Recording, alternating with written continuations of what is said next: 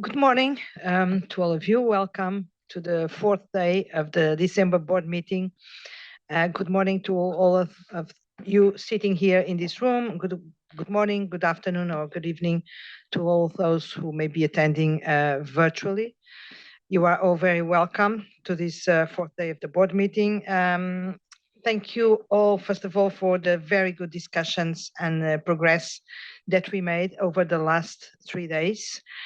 These have been very intensive days. Someone was telling me, well, today is going to be the easy day. I was not going to take it for granted because we never know. And I hope that the intensity and the focus of the board is going to be at least as significant as it was over the last days. So we have a very much diversified agenda for today. We will start by discussing the outreach plan for the sustainability exposure draft. Then we'll have an update on the PI rollout. And then we will discuss the proposal and the terms of reference for the new working group or project plan that will start next year in January on the CIVs. This is the morning, and in the afternoon we will get back to the strategy and work plan, which has been amended and adjusted to take the comments of the board and of the planning committee on board and hopefully approve it. So still a long day ahead of us, and don't trust too much that it's going to be easy and simple. The first topic is on the sustainability ED outreach. As I will start by thanking the team who has been working on this. Before I give the floor to Linda and Dave, let me just say 2 words about this. This is a really important topic where the input of the board is really welcome, and we are really seeking for your ideas, comments, suggestions, whatever you may have. We can't fail over the next few months, the first half of 2024, to make everything that we can to make sure that the exposure draft on sustainability is made aware to our stakeholders, the usual ones, but mostly to the ones who are not the usual ones. We have a big effort ahead of us. I confess that personally I'm almost afraid of what is expecting me over the first months of the year. But of course, this will have to be a collective effort, and all the board members are invited not only today to provide suggestions and comments, but of course to be involved in this program of outreach over the first months of the year. I mentioned that before. We are the last ones in a chain of sustainability standards that have been put out for consultation last year. The IESBA, and the year before, the SEC, the ESRS, IESBA, and finally us. So we will suffer the consequences of some fatigue from our stakeholders, which only will take us to make a bigger effort, because we really have to make them aware and be enthusiastic about what's being done here.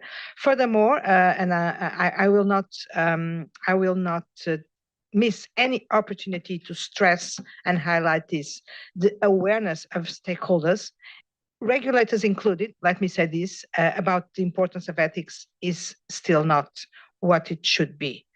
It is many times taken as a nice to have, a list of wishes, Christmas shopping list, or something like blue sky thinking, which is very nice. Everybody agrees that it's very good to have, but that stakeholders usually don't take that serious, which for me, it's still a mystery why it is so, because if we think about everything that is happening, that still happens in the space of business, audit, reporting, etc., the biggest part of the problems, if not most of them, happen because of behavioral conduct issues, not about technical issues of accounting or whatever.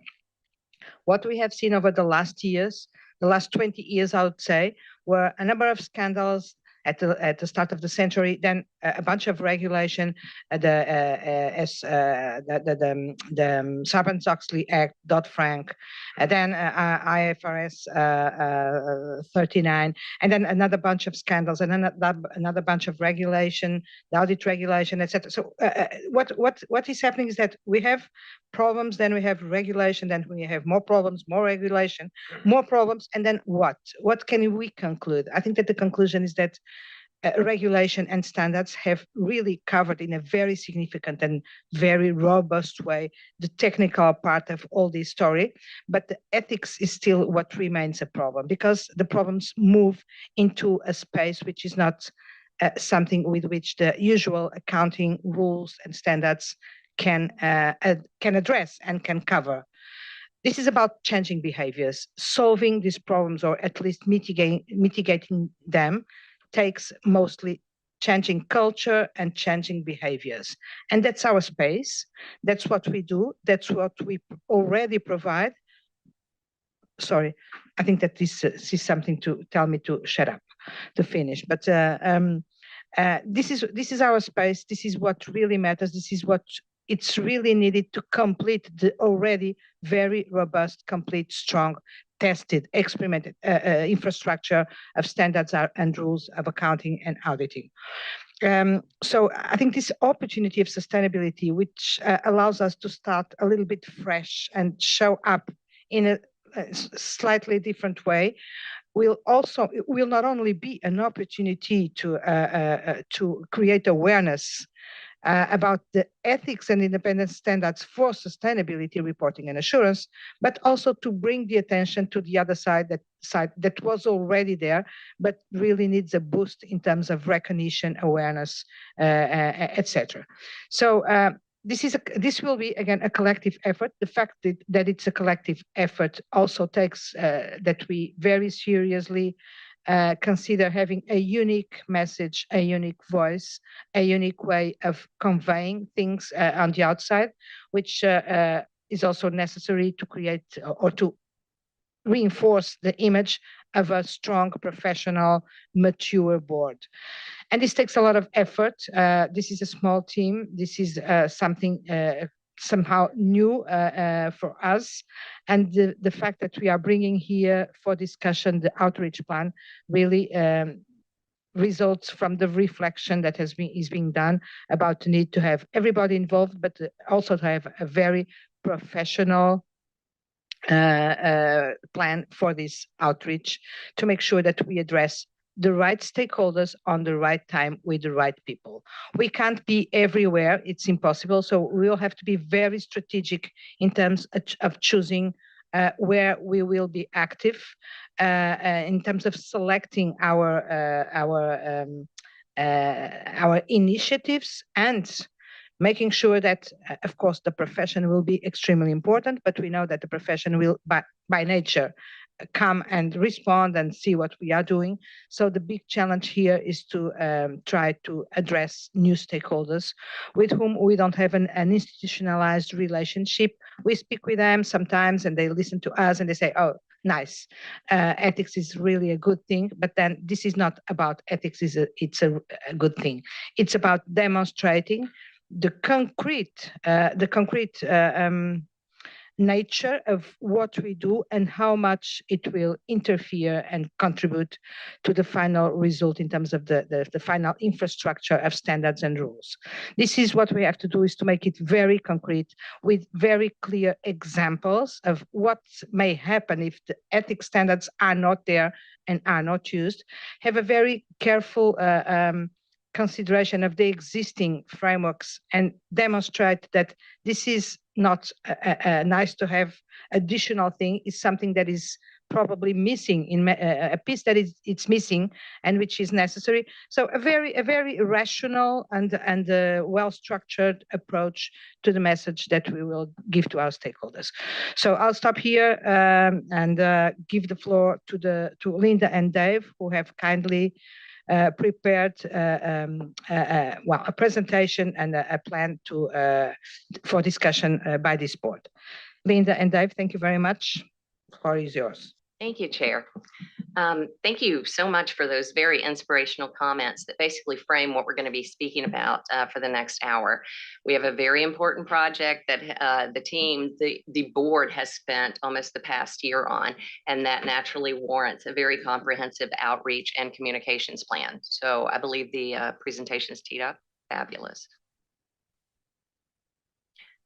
All right, so we're planting seeds, right? I think that's really what Gabriella was just talking about. You know, the IESBA was planting seeds with S1 and S2, the IAASB planting seeds with ISA 5000, and IESBA is now coming along and planting seeds with regard to sustainability related information with their new sustainability related ethics standards. So we've planted seeds. I believe that the garden is complete now, and we need to start watering it so it can grow into something wonderful. Now, yesterday, you guys were kind enough to kind of tee up this discussion because there was so much good conversation about how to communicate the message. And we definitely took note of those comments of addressing the needs of those who may be first exposed to the code of ethics. Maybe this is new to them, but they're going to be mandated to follow it. So it's important to communicate to those individuals. Basically, that means different messages for different stakeholders. We need to seek out opportunities, kind of new and different things. It was mentioned that there's tracking now at conferences. So possibly we find opportunities to be involved with exclusive tracks on sustainability ethics. And we'll talk more about how we can make that happen later. As Gabriella noted, this is a huge project, and there are 4 of us on the team, and it's a joint effort, but we can't be successful in this communications and outreach plan with just 4 people. And we'll talk about that later as well. This is a journey. You know that. You all know that, as you've said in these meetings over the past year and discussed ethics for sustainability related information. And oftentimes with a journey, you have to take pit stops and you have to reroute. So we need to be flexible enough to allow for that. Gabriella noted that, you know, the reason for what we're doing is, you know, what's the problem? What's the problem we're trying to solve with these ethics standards for sustainability related information? It's about trust. That's it, plain and simple. It's about trust. And Gen Z, I think, is the generation that really put a focus on sustainability and started demanding that something be done to help promote sustainable future for all. So it all started with them. And they expect companies to prioritize sustainability in their business practices. So whereas maybe the older generations, my generation, is focused on profit maximization, Gen Z is more focused on a sustainable future. So there's a paradigm shift here. You know, we've gone from profit maximization being the exclusive objective to sustainable future, and we need to change with the times, essentially. So I think if you take a look at this slide, we've just kind of pointed out that really it's trust by consumers. You know, they want to know if the products they're using or the companies they're supporting actually have the same value system that they have. The investors have really responded to Gen Z's demands, and they recognize that, you know, people now want to invest in more sustainable companies. Again, it's not just about profit maximization anymore. So they want to make sure that the companies they're investing in are honest in what they're saying about their sustainability efforts. And society at large, you know, they're demanding differences. And therefore, it is about trust. And that's what we're trying to focus on with these communication efforts, is to really speak to all of the stakeholders here. Okay, this is kind of the bulk of our discussion today. So the communications plan was discussed at the PC meeting, and members clearly noted the need for a comprehensive plan, one that includes collateral materials that are easy to understand. There was even a suggestion for like some animation in the videos, things like that. I think that was mentioned yesterday as well. And to accomplish this, we're taking kind of a 3-step approach. So first of all, we need to identify the stakeholders, because different groups require different messages. We want to craft the messages appropriately. And then we're going to execute this massive outreach plan. So let's look at box one to begin with. Who are the stakeholders? We've segmented them into 4 basic groups, and I think these are just kind of natural segmentations. First of all, the group one would include the sustainability assurance practitioners, those standard setters that are focused on sustainability assurance, the PAOs that are associated with the sustainability assurance providers. That's going to be probably the easiest group for us to access on the PA side, because we have access to those groups. Now, obviously, all sustainability assurance practitioners are not PAs, and we want to be able to reach out to those groups as well. Group 2, preparers. These are the preparers of the sustainability reports and information. So we would be looking at the related standard setters, the IESBA, the ESSERS, so EFRAG, relevant PAOs to those groups. That's your group 2. Group 3 is going to be the users of sustainability information and those concerned about entities' impact on the sustainability. And then finally, group 4, a very important group, regulators and policymakers. We recognize that this is a group that we need to access. We need to get the message across, because as has been mentioned several times, you can have the best standards in the world, but if the regulators aren't adopting and enforcing those, you're not going to get the value that you had anticipated. So this is a critical group that we want to talk about. And I know yesterday there were several organizations that were tossed out: WFE, IOSCO, OECD, ICGN. We have those all on our list, but we'll discuss a little bit later how we want to engage those groups. Okay, the second box, which I can barely read on my notes. What are the benefits of the proposed standard? Plain and simple, it's improved decision making, and that's for all stakeholders.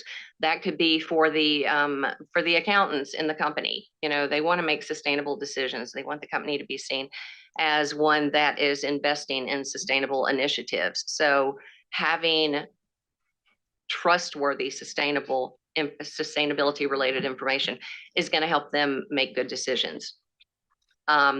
Investors, again, being able to have comfort that the reporting that they're reading is trustworthy is going to help them make better decisions. I think you get the point.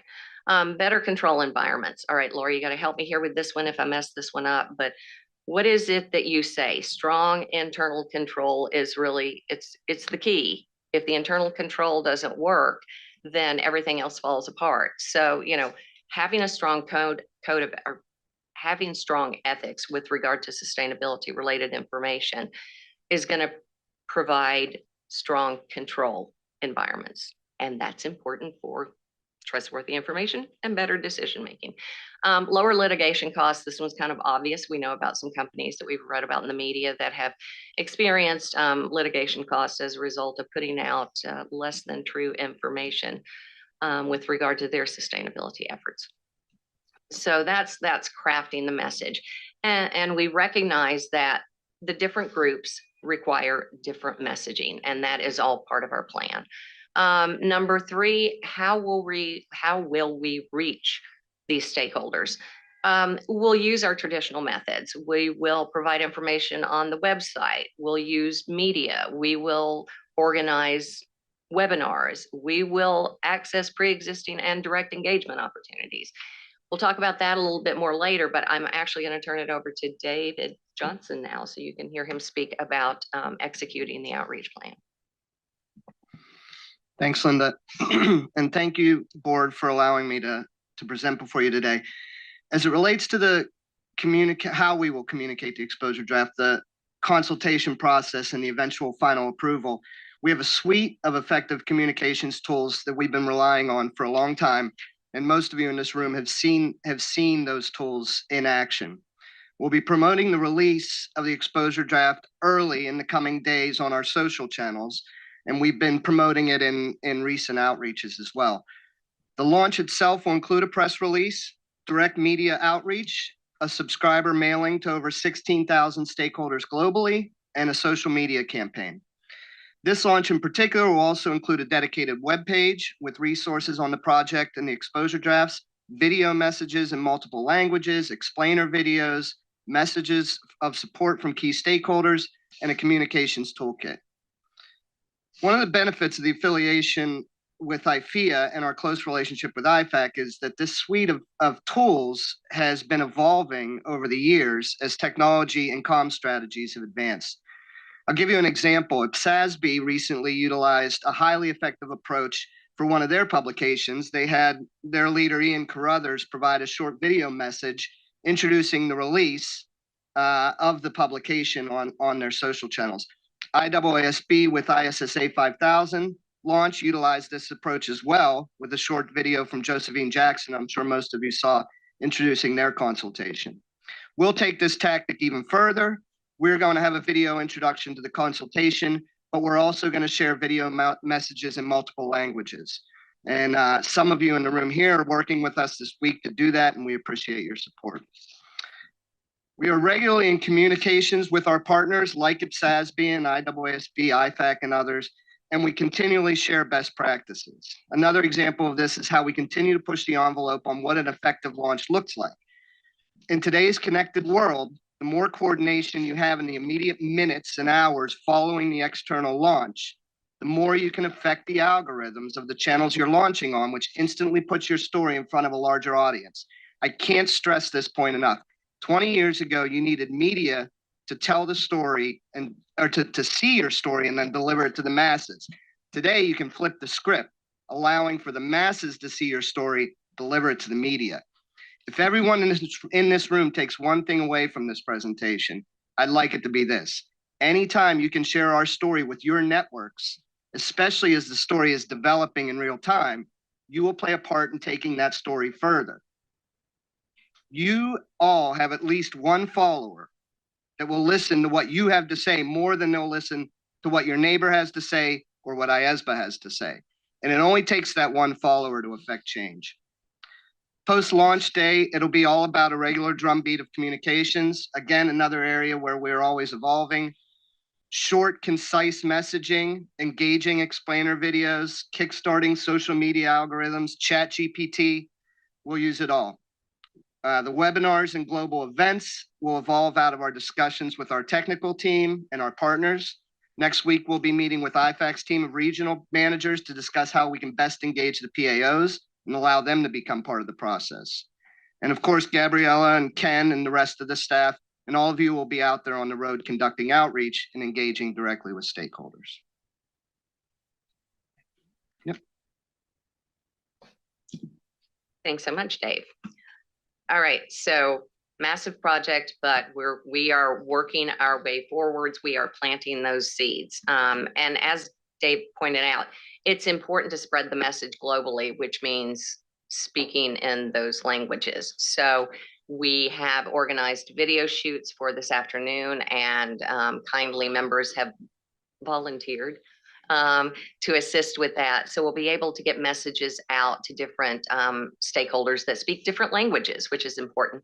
Also, it's important to have the ED available in different languages. So we will work with PAOs on that initiative. And let me just share, Cam and I are going to be meeting with the IFAC regional engagement managers next week to share more about the sustainability ethics standards.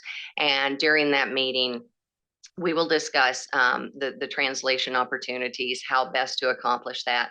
We'll essentially follow the lead of the IAASB, who has engaged with certain PAOs to get their assistance in translating the ED, because again, that is very important, and we recognize that. And we're basically following the lead that has been taken in the past. I believe we're going to go ahead and move on. So you've heard a lot. I would like to think that you recognize the enormity of this situation and the fact that it can't be done with just 4 people. So the transition, we've called in help. IESBA has engaged, leadership has engaged the Brunswick Group, and Brunswick is a strategic advisory firm with offices around the world. I believe there are 27 offices around the world. They focus on critical issues and critical stakeholders. They have their leadership is very diverse. Their partners come from entities such as Time Magazine, OECD, Magic Circle law firms, just a very diverse leadership with good, strong experience. They have a diverse client base that includes globally recognizable companies. So I think you get the point that we have hired a firm that is certainly up to the challenge that we need in order to move this message forward. And let me just share a little bit about what Brunswick's going to be doing. Essentially, you see the objective there. It's to raise the profile of the draft exposure standards with IESBA's key stakeholders and build support around them. So how will they do that? We've set out basically phase 1 and phase 2. That's what Brunswick has agreed to. And even though they're set out separately in bullet points, these things are all going on at the same time. It's not necessarily mutually exclusive. So they are in the process of organizing. They have organized internal and external interviews, and those are actually taking place and have been taking place. And really what Brunswick wants to understand is, who is IESBA and how do external parties view IESBA? They really want to understand what we're all about and how people see us, because that is very important in creating the message. We can sit here and tell people who we are, but that doesn't mean that's how people see us. So Brunswick is interviewing different parties to better understand how we're viewed. They're reviewing our existing communication materials and basically integrating those materials into what they're hearing from the interviews to basically assess the strategic vision. So that's really important in crafting the message. I think you can understand that.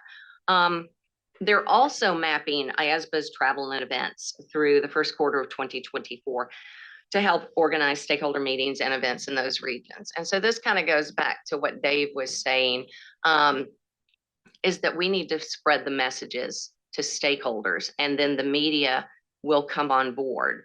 So Gabriella has a number of outreach activities over the next 6 months, but just focusing on the first quarter. She will obviously speak at those events, but what Brunswick is trying to do is also arrange other opportunities while she is in those regions to meet with relevant stakeholders, to set up meetings, to meet with media in those regions so that we can really just get the biggest bang for the buck while she is there. So that's something that they can help with, because they are going to be able to reach that group that maybe we're not able to reach.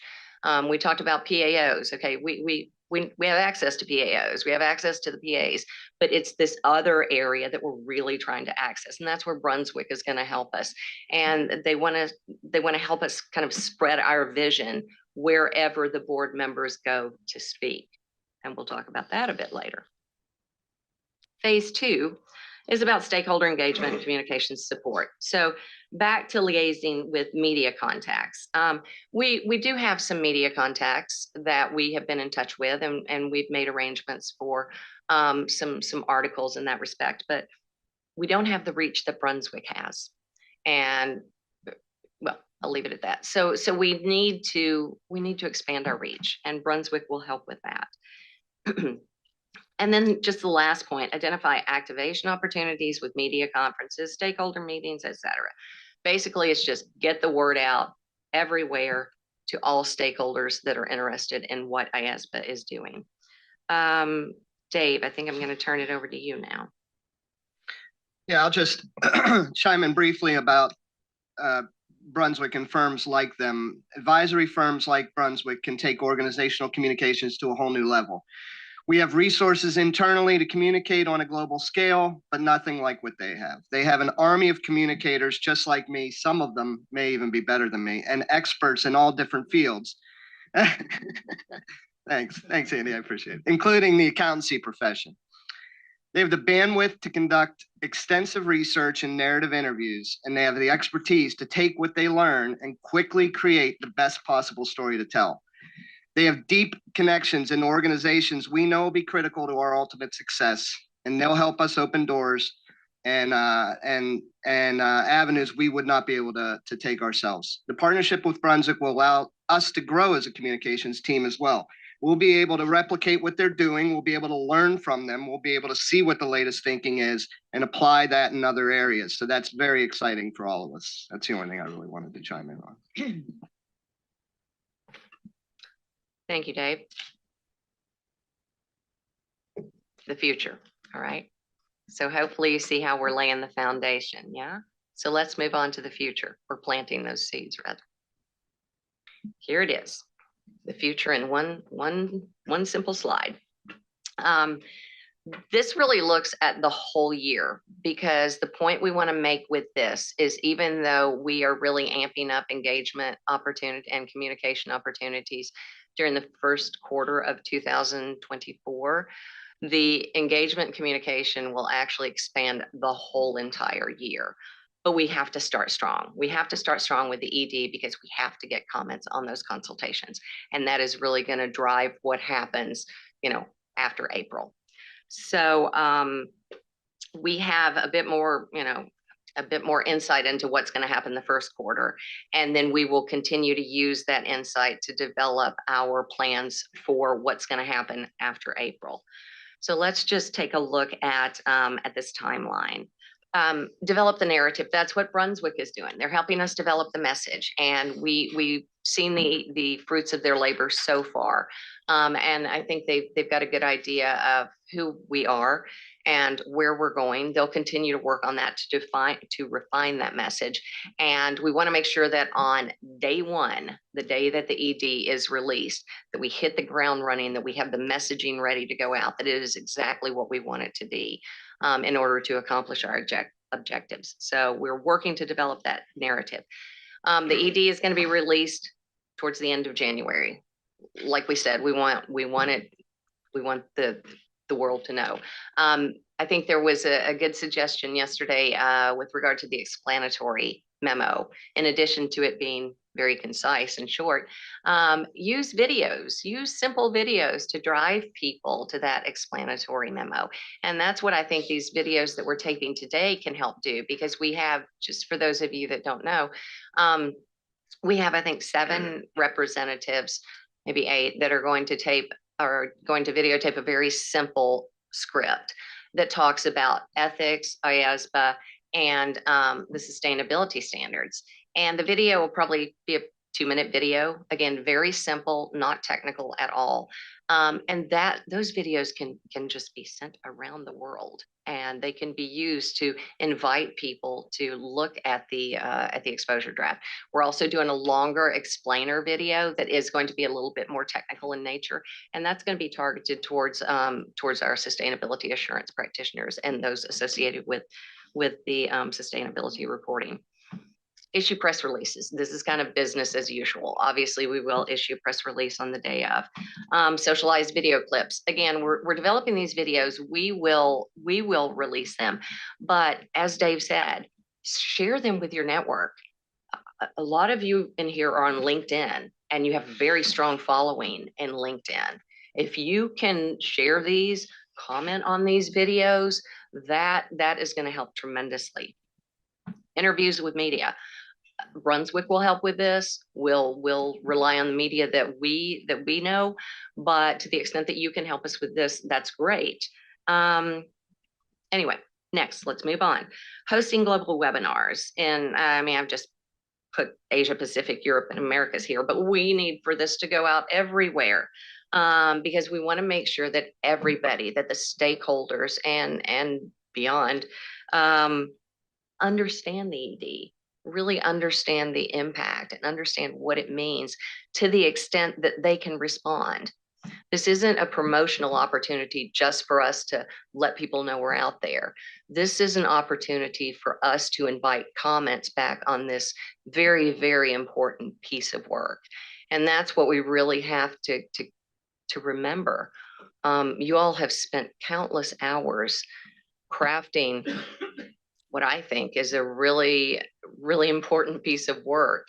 And those who are going to be impacted by that piece of work need to speak to that piece of work and provide comments.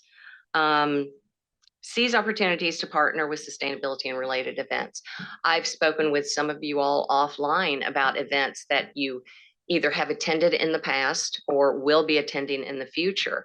And the key is that we need to know about those as soon as you find out about those, so that we can try to reach out and seek opportunities for IESBA to be represented at those events. But if nothing else, maybe there are friendlies on the agenda that we can get to incorporate a message within their presentation. Move along to the next one. The comment period closes, but the communication team will continue to engage stakeholders, and that's what I was talking about. It doesn't end once the ED is, the comment period is closed. We will continue to engage stakeholders. We will continue to obtain comments. We will continue to promote this effort that IESBA has spent so much time and attention towards. Then, of course, the last 2 points, refinement and approval of standards, kind of obvious, rollout and implementation support.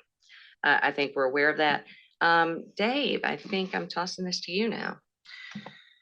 Yeah, I would I would say really the communications tactics that are concrete right now are probably confined more to the first 2 columns. As I said, this isn't our first rodeo. We'll have that suite of tools that we always use.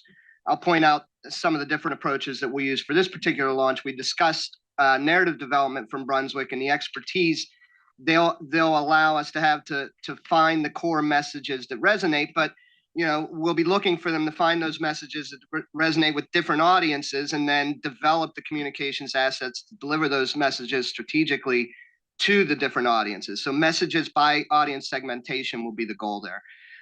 Beyond just a press release, this time we'll also be developing a toolkit that'll include, like I had mentioned, messages from global leaders, additional context to the project, and where the audience can go for more information. And then on earned media, like Linda said, we'll really rely on Brunswick to help deliver here. We have media that'll cover this story no matter what, as Gabriella mentioned, but one of Brunswick's main deliverables will be to expand the reach. Our goal would be similar to ISSA 5000. We'll shoot to have an exclusive launch with a top tier media, but regardless, if we can't get that, we will have a list of media outlets that we are targeting from either day one, if there's an exclusive launch, or in the days leading up to it. And that list will be larger than we've ever had before, because Brunswick will be there to assist us.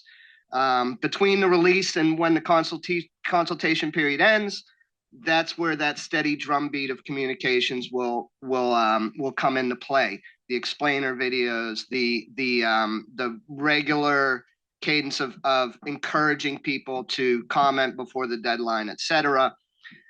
We'll also be supporting with the global webinars, dependent on how those evolve through our network partners. We'll be there to support, seizing the opportunities with the outreach. As the comment period closes, and then we transition into that next phase, that's where the rollout phases will begin, and we'll look at different strategies there. I think that's about all I have on the timeline. Thank you, Dave. All right, so I'm sure you're tired of hearing us talk, so now it's your turn. Matters for consideration. We need your help. So at this point, we've got these up on screen, but essentially, please provide us with your comments on the planned approach. Talk with us about ideas you have for spreading the message. There were some great ideas discussed yesterday, and we've written those down, but let's kind of revive that same interest and bring it into this session so that we can hear more from you, so that we can make this communication and outreach effort successful. So I turn it over to the board, or to the chair. Thank you very much, Linda. And even before I give the floor to the board, let me just add 2 or 3 things. First of all, thank you for your great presentation, which I think gave the board a very clear and extensive idea of what we are doing.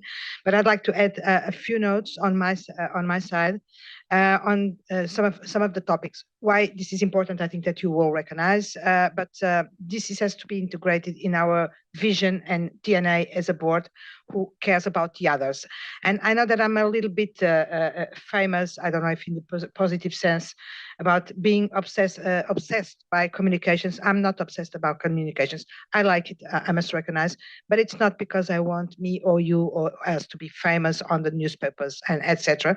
It's about what we are doing is for the others, is not for us.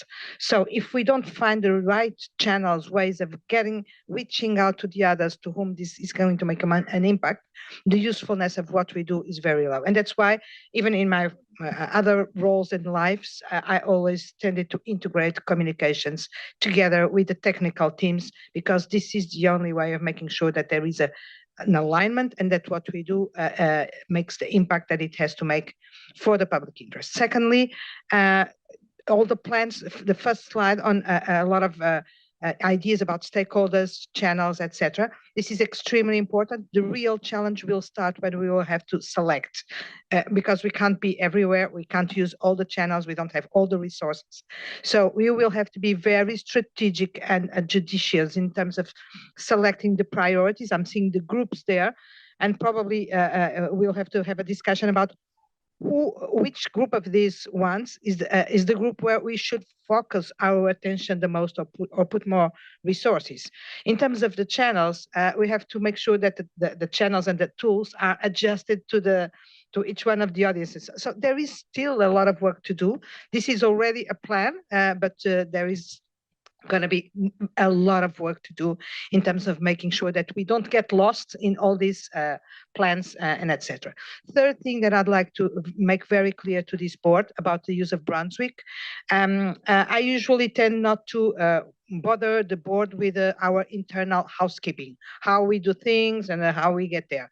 This is a matter of transparency to the board. I think that we should speak about this here so that you all know that this is happening and why this is happening and how this is happening. And why this is happening, I think that Linda and Dave gave you a good picture. We felt that we needed some additional boost and help in this phase, because we did not have the knowledge, the capacity and the resources to do to pay tribute to the great work that has been done by this board on sustainability.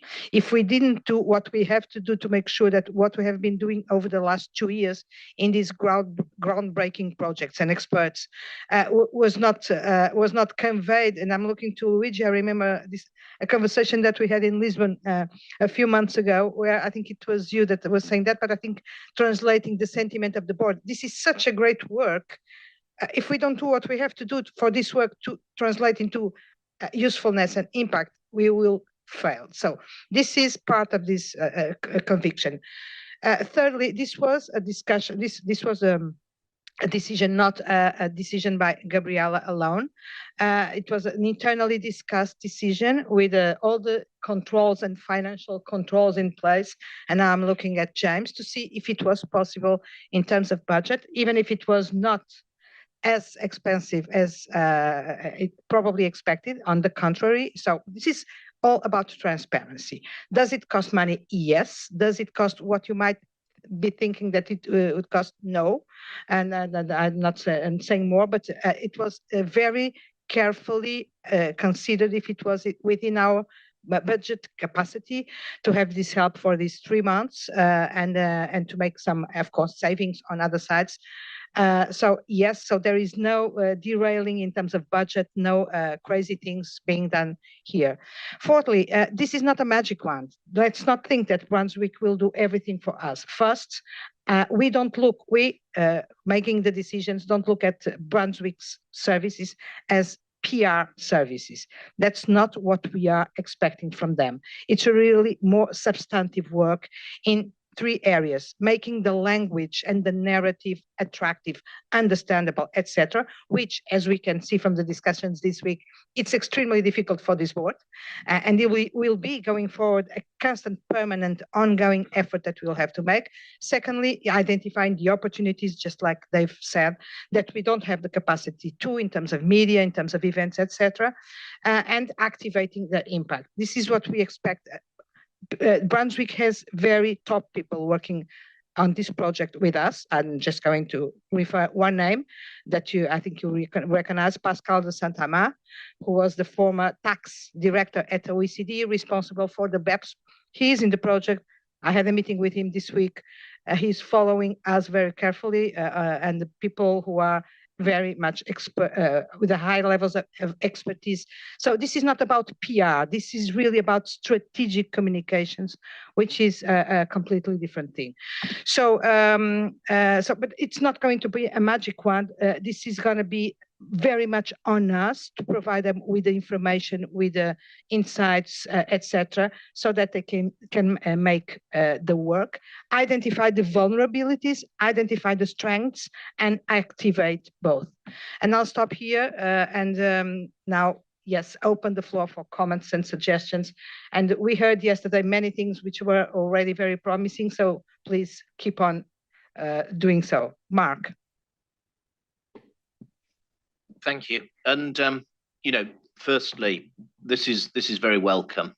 I think it gives us greater reach and greater impact. So it's really good to hear this. I think a couple of points that I would make just in respect of the proposals. Very grateful to Vanya, who reminded me yesterday that the IESBA is doing an enormous amount of outreach and capacity building to support the rollout of their standards. We're doing the work that we're doing because ethics is a critical part of the jigsaw there. And I think it would be a missed opportunity if we couldn't join up and link in with that. And the example that Vanya used with me is in Brazil, they're already translating materials so that they can spread the message. It would be a comparatively easy thing to ensure that ethics is part of that discussion as well. And I really, really do think we should make the most of it. I think that we need to be, I think, careful in terms of the balance between things that are hosted virtually, like webinars and actual direct engagement with stakeholders. And I know we did a lot of outreach early on with the global roundtables. We always run the risk of being compared with the IESBA because they've done their roundtables on the back of their ED. So we may find that there is an expectation that people will expect to see us out there talking to them as well as engaging virtually. And I realise that that's a resource issue as well as a time issue, but an important one to consider. And then I think the other thing that I would say is that in the slide that you took us through on spreading the message, Linda, I think it gave some great examples, but it really at the same time shows the challenge of trying to do this at a global level. Because if you ask me what do I think are the benefits of the proposed standard, I think what we do is very much about contributing to underpinning trust and confidence into information that's used by financial markets for decision making. Lower litigation costs is a great sort of strap line in the US, but it probably doesn't reach very far in the rest of the world. And therefore, what we need to do is perhaps, as well as focusing on the broader benefits of sustainability information, I think we need to be really careful to pick out the benefits of high quality ethics and independent standards, because as Gabriella said, we fight for our place, and there are people out there who goes, well, what are ethics? You know, what are what's the importance of this? And if we allow ourselves to be sort of subsumed into a wider discussion about sustainability, we lose an opportunity to say why ethics and why independence is so critical and so important and why we do this valuable work. So I think it's just, you know, sort of things of tone and positioning. And I think, you know, we're all very happy to help and work with you on that as it sort of gets folded together. So very much count me in and look forward to working with you on it. Thank you very much, Mark. And thank you in particular for raising the capacity building topic. And I can inform without any confirmation that we might be involved in a IOSCO capacity building with IESBA and etc. Over the first months of the year in Brazil, but it's still to be discussed. Rich, please. Thank you, Chair. First of all, I applaud and fully support the outstanding plan that's been put together. It's really clearly goes beyond anything we've done before, and I think that's what this calls for. We will ultimately issue standards, and as we've understood from the beginning, who requires those standards to be followed is critical. And so, as part of our initiatives, I think it's important that we target the specific parties, whether that be regulators or legislators, who actually have the authority to mandate adherence to the standards, and get with them early and repeatedly throughout the process so they are up to speed on what's going on, including being open to them about what changes get made out of the comment process, so that they're better educated and understand the importance in the public interest of having these standards be followed. So I think that's got to be an important element of our plan. Thank you. Thank you very much, Rich. Vania, please. Thank you, Gabriela. Just adding to what Mark has already brilliantly presented, this capacity building initiative, it was launched actually in the COP27, and it was implemented during COP28. Is a coalition of United Nations, IOSCO, IFRS Foundation, the Sustainable Stock Exchange. So, and everyone is developing educational material, because we understand that if we develop a standard, but they are not get to be part of the lives of people, it will be useless. And we need to capacitate not only those who will be preparing, but those who will be using, analyzing, investing, making decisions, teachers, and everyone. And so IFRS Foundation is open to receive material from anywhere within this initiative. I think it will be a good opportunity for these videos, this material that IESBA will be preparing, to be addressed to this initiative, because we will be using the channel of IFRS Foundation that is attracting attention from everyone in the globe.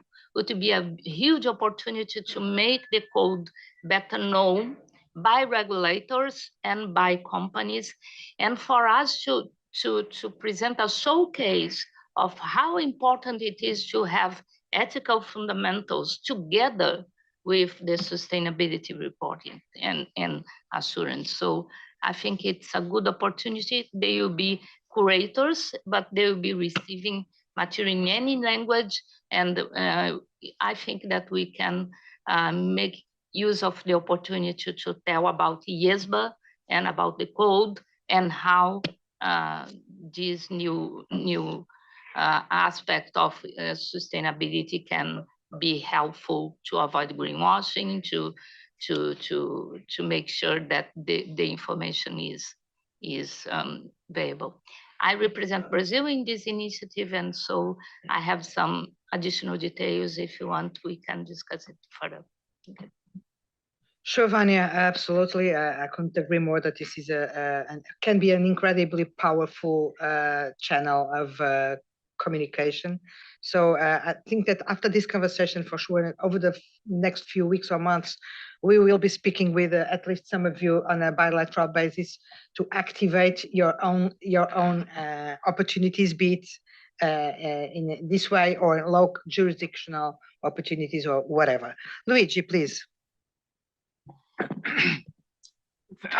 Thank you for the presentation. I think it is really impressive as a plan. I also am considering whether, I think it is implied in your plan, but I think that probably it should be made very clear that the IESBA members and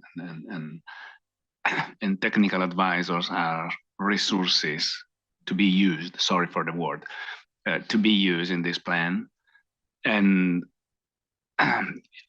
either in their local environment or network or for global initiatives.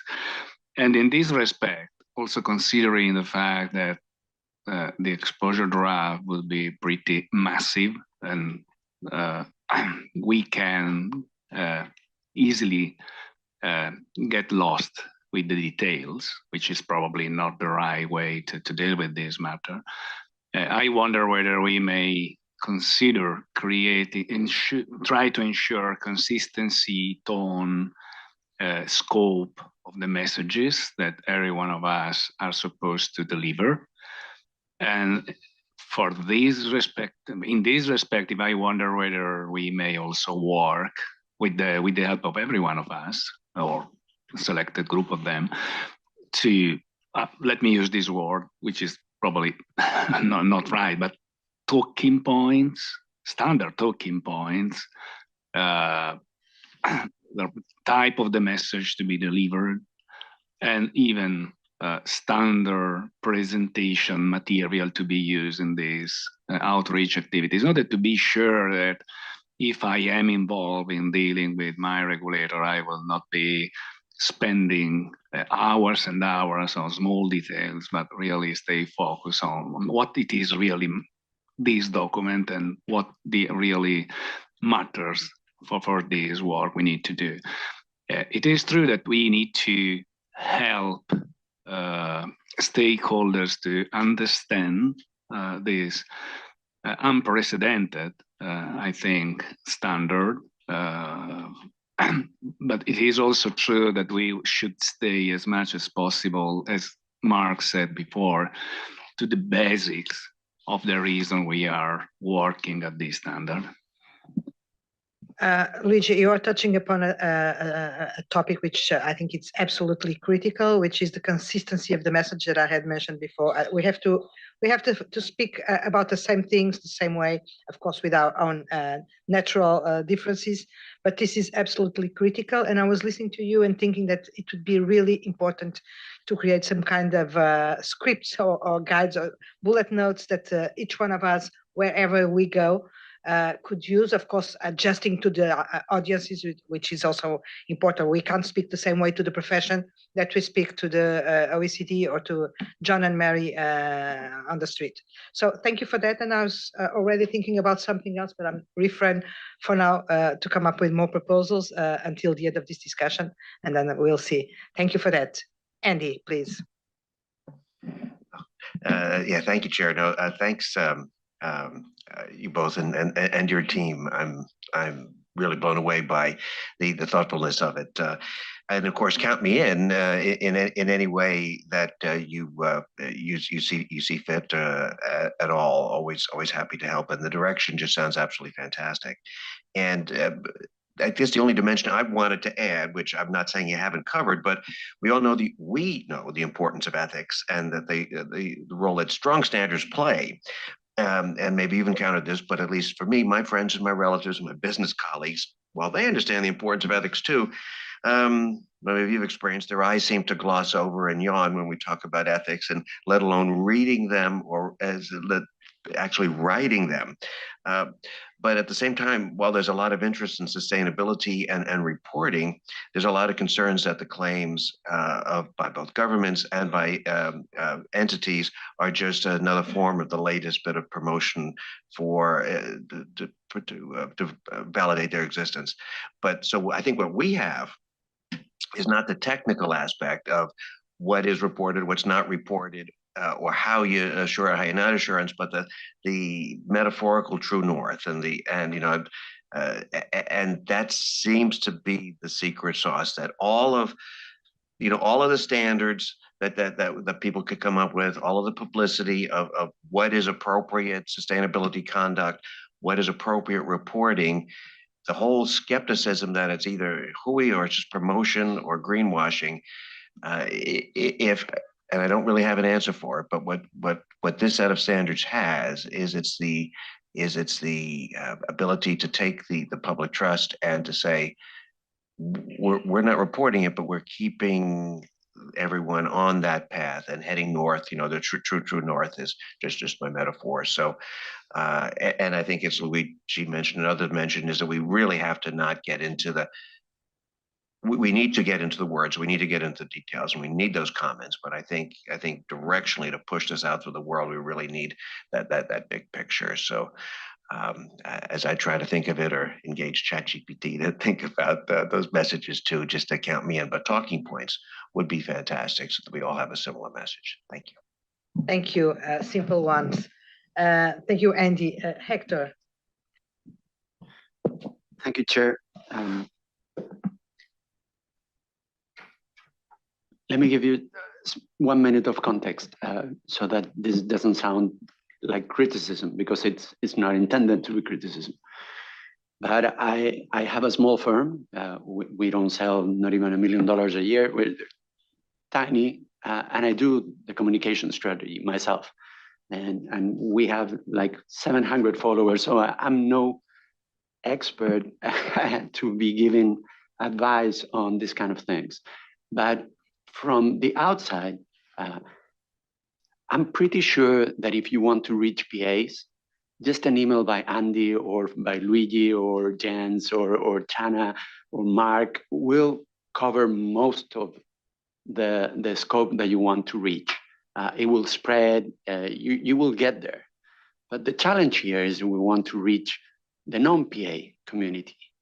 And reaching the non-PA community is difficult. And I saw that the IESBA released the communication about ISA 5000, and it had, I don't know, like 150 reposts.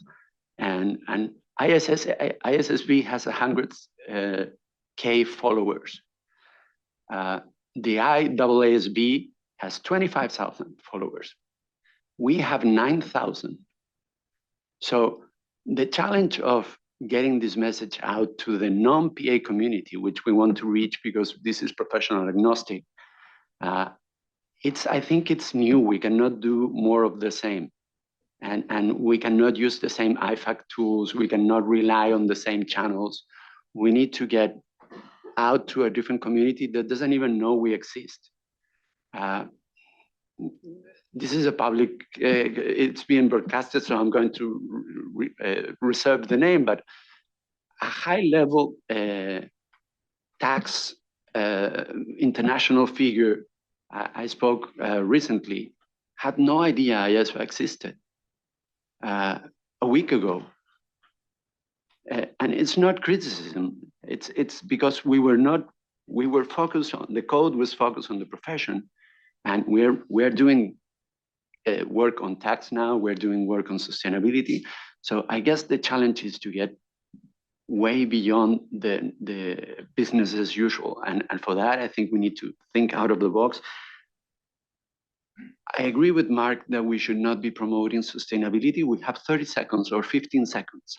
So we should be promoting what we add to sustainability information, not promoting the benefits of having sustainability reporting or the benefits of having assurance.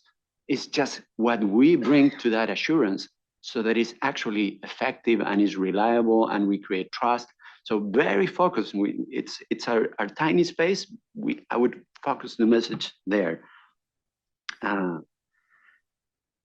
agree with Luigi. I would go even further. I would say we need to have PowerPoint presentations for anybody that is going to be presenting with the same format, translated in different languages. Of course, we can all tweak something while staying within the message, but I would have that available in all the relevant languages so that they could be used with the same bullet points, with the same format, talking points, media materials. You can share a post by somebody else, but it's much better if we are sent materials to make our own posts, not just sharing the other one, because that creates new nodes of dissemination. So when And you could say, we're going to release this at 10 in the morning. So we would like you to be posting this at that same time if possible. We do it with our tiny team in my consultancy firm. We try all to post at the same time because, as you were saying, this brings the algorithm to think, oh, this might be important. And finally, let me check my notes. In the messaging, I forgot to mention, we should also say that we are responding to regulators. And we are doing this not because we came up with this very good idea, but because we are providing for something that is needed by regulators in some parts of the world, which may speak to regulators in other parts of the world. With Vania, we were last week in Sao Paulo for the OECD Corporate Governance Roundtable for Latin America. And the regulators, when the OECD presented the new chapter on sustainability, they were all saying, this is great, but if there is no assurance, how can we mandate these reports if nobody's going to be checking them? We don't have the ability to review them. There should be profession agnostic assurance standards. And we were looking at each other trying to raise our hands to participate. But in that particular panel, there were no time for questions. But the opportunities are there. And I think I would focus our message precisely on what we bring to the table. And sorry, I was too long. Thank you very much, Hector. I think that you touched upon some topics which are of extreme importance, but I'll make them all together, come together at the end, because I think that we have a similar approach to what's going to happen here. Sadia, please. So you've already received several good ideas. I won't repeat all the ones, but I really did endorse some of them. I just want you to note that you already mentioned that some of the events are going to be speaking events where we talk, and there's some events that have to be listening events. I think the timing of those events are important. Like if you have a webinar before people actually engage in outreach, they already have some context, so you don't have to become a technical discussion. And I think that timeline is important. There's also two types of relationships. Firstly, I think it's an IESBA event before it's a sustainability event, because a lot of people wouldn't be aware of what IESBA is. But there's two types of relationships. You're either leveraging off relationships we already have, and we're building new relationships. I think we have to have patience in deciphering on appreciating those two conversations might not be the same. And this is the start of it, because do we want those conversations to continue? I like that our timeline went to roll out an outreach after finalization. And I think we should actually challenge ourselves more. What support will we be offering after this project? And I want to remind everyone about the E-code, because I think that's an important tool if you're not aware about it. And it's something that anyone can use, because that's already available. We've worked hard on that infrastructure, and that could be something that we could have as something to work on now, so that we have available when it's implementable. Thank you.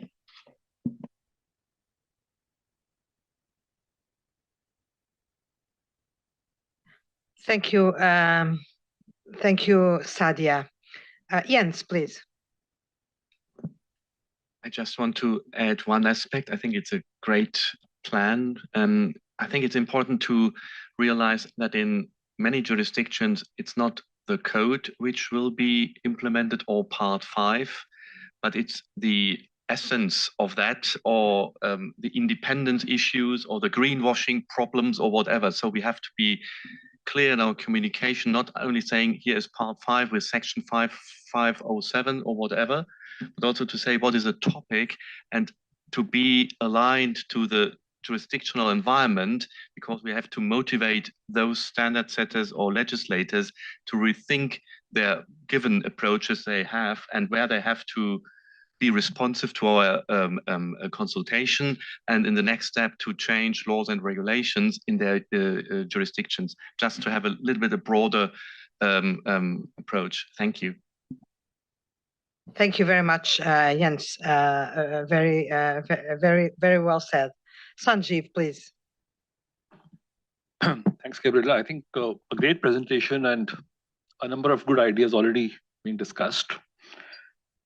I think I agree with Hector on, I think we need to differentiate as to what we bring on the table. That's, I think, very critical. You have information, loads of information. You have audit of that information. That information is being looked at. But until unless there is a trust and faith in that information, what ethics brings on the table, I think is critical. I think the second point is we need to be repetitive in going back to those people. Going once will not be sufficient. It has to be consistent. I'm working with some government bodies I've seen. Go to them once, twice, thrice. They need to understand what we bring on the table is very critical. And I think the last point, Sergey talked about the relationships. This board has been in existence for decades. Go back to some of the members who were active in the past, who can be again helpful in reaching out and helping us connect with the people. So that's the other suggestion. Thank you.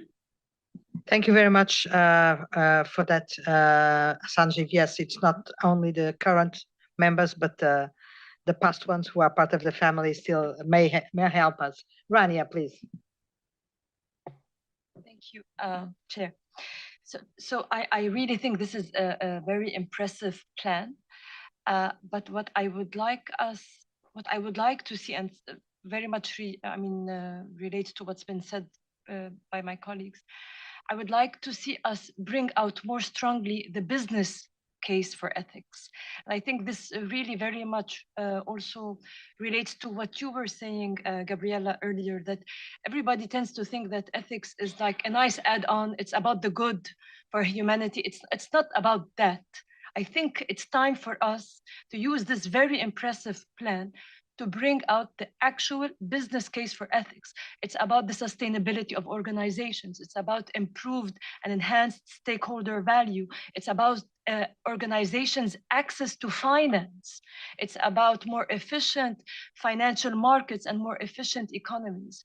I think we need to stress this. This is what we are bringing to the table to create the demand for ethics. So, thank you. Well said, Rania. That's exactly that the difficulty is going to be to how to do it, but that's the point for sure. Paul, please.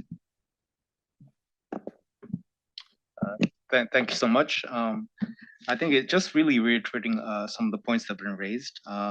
It is right now, there's a huge actual problem in the ESG sustainability reporting space. There's a call for transparency, integrity, and credibility. So this is the best time for really us to be moving forward, to really assert the value we're going to bring to the table, and really drilling down on really the value proposition of that ethics and transparency layers.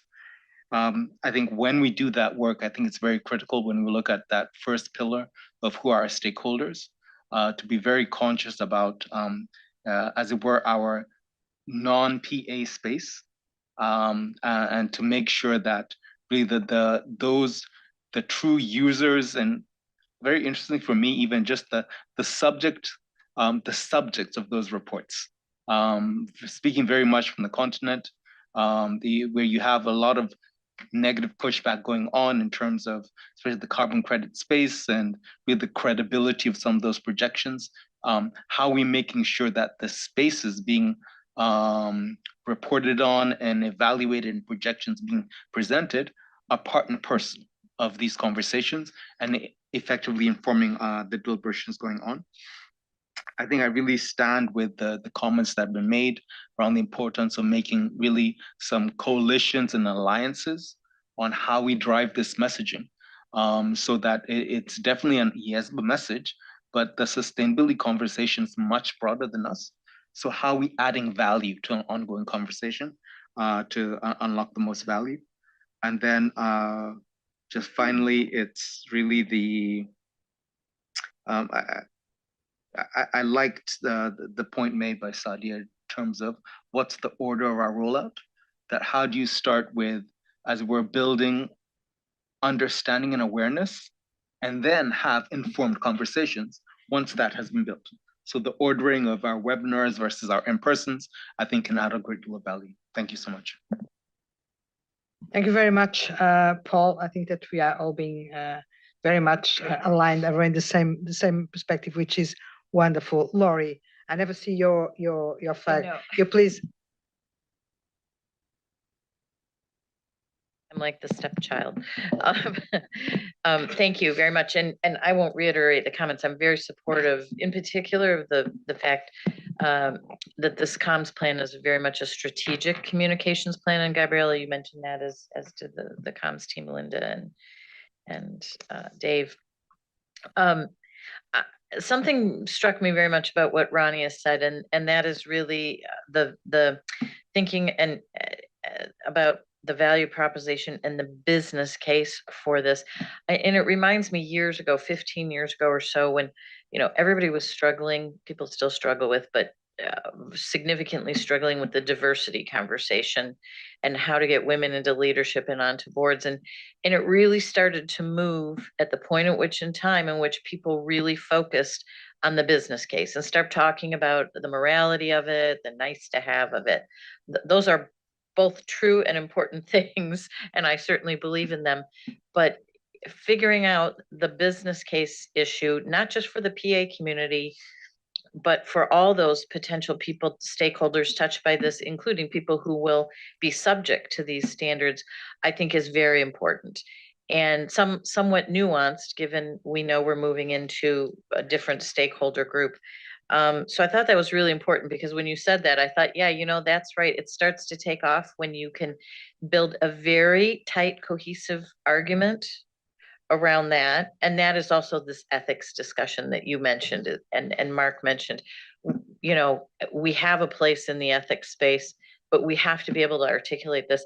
I actually think in some ways, it's easier because we're not talking about soft ethics, like, be nice to each other. That's a really difficult conversation always. We're talking about ethics which impact things that are being reported upon.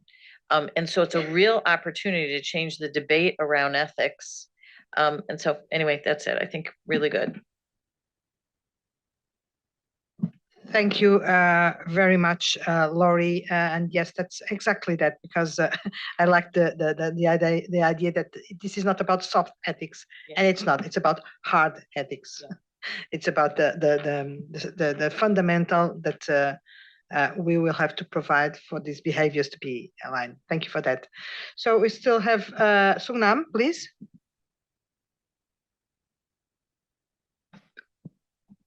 Thank you. I am also very supportive of the proposal put together for this discussion and all suggestions. As we know, IESBA has done wonderful global regional outreaches and webinars with all great presentation or materials in its website.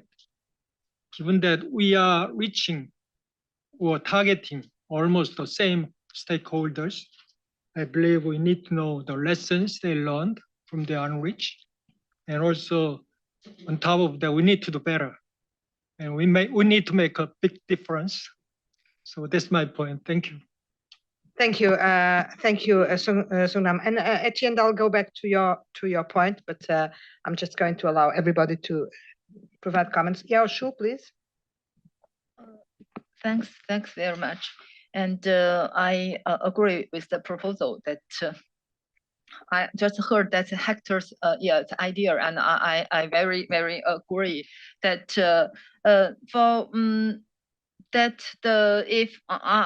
always think that if the standards come into effect and the PAs that for them is compulsory, and for example, the PA's organization will monitor their conduct, but if the non-PAs do the business, but for the PA's organization, they can't monitor them.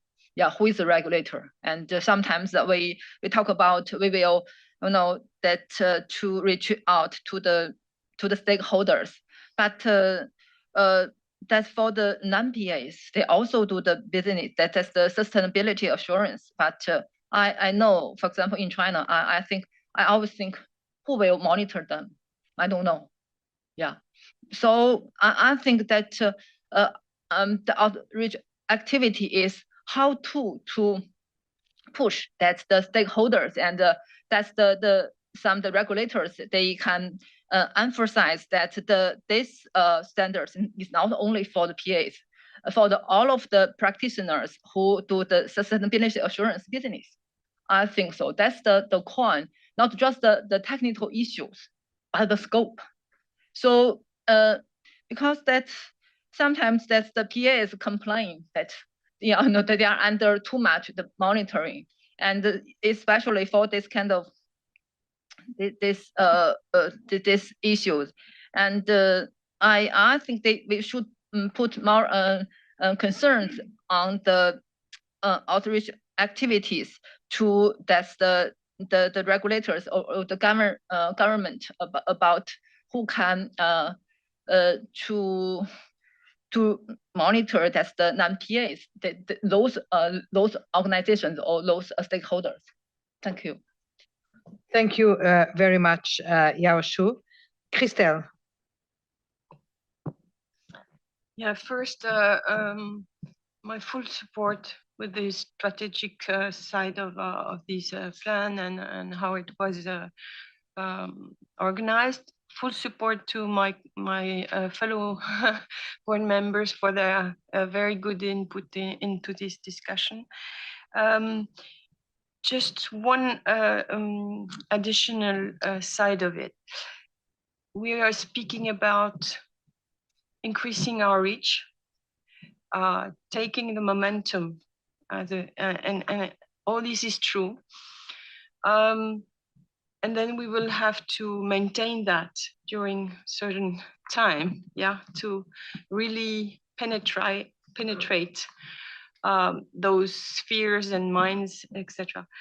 But there is also something that at one point, those different stakeholders are going to come back to our basics. And if these basics are old-fashioned, difficult to access,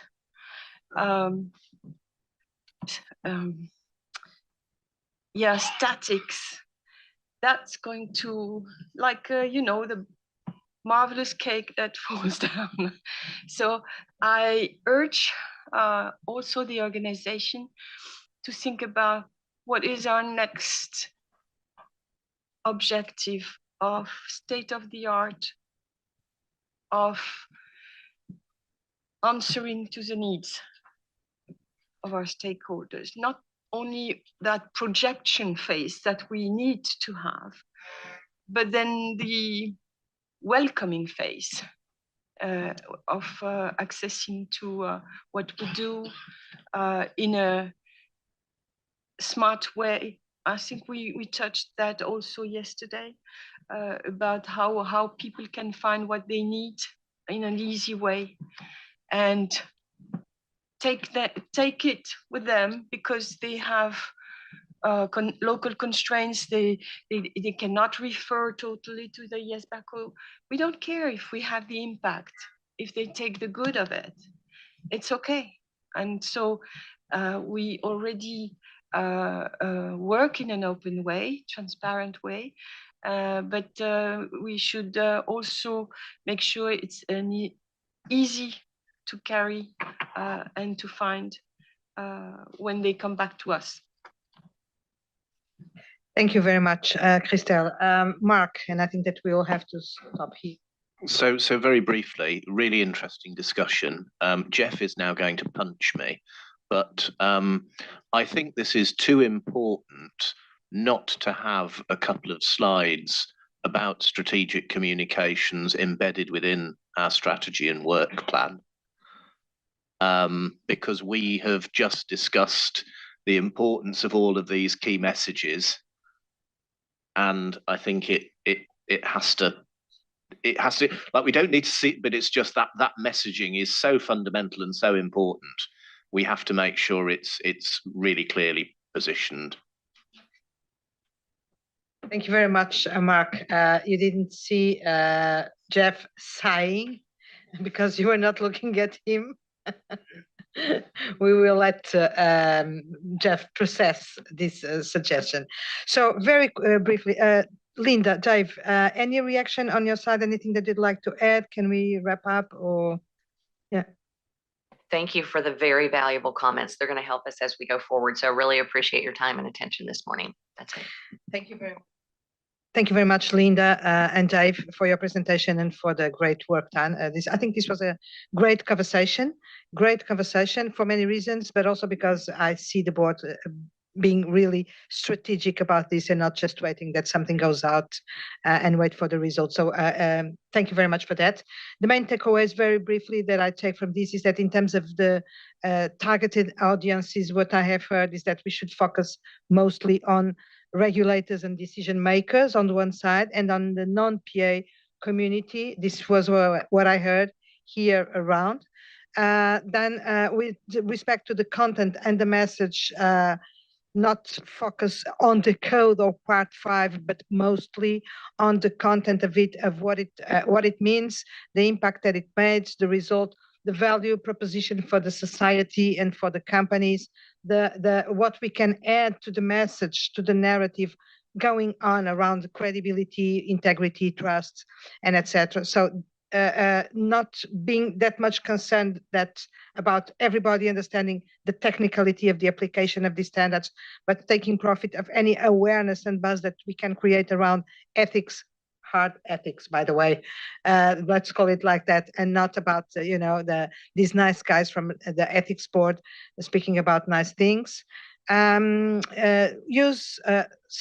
for the word, that the existing the board members, but also the past ones. And there again, I really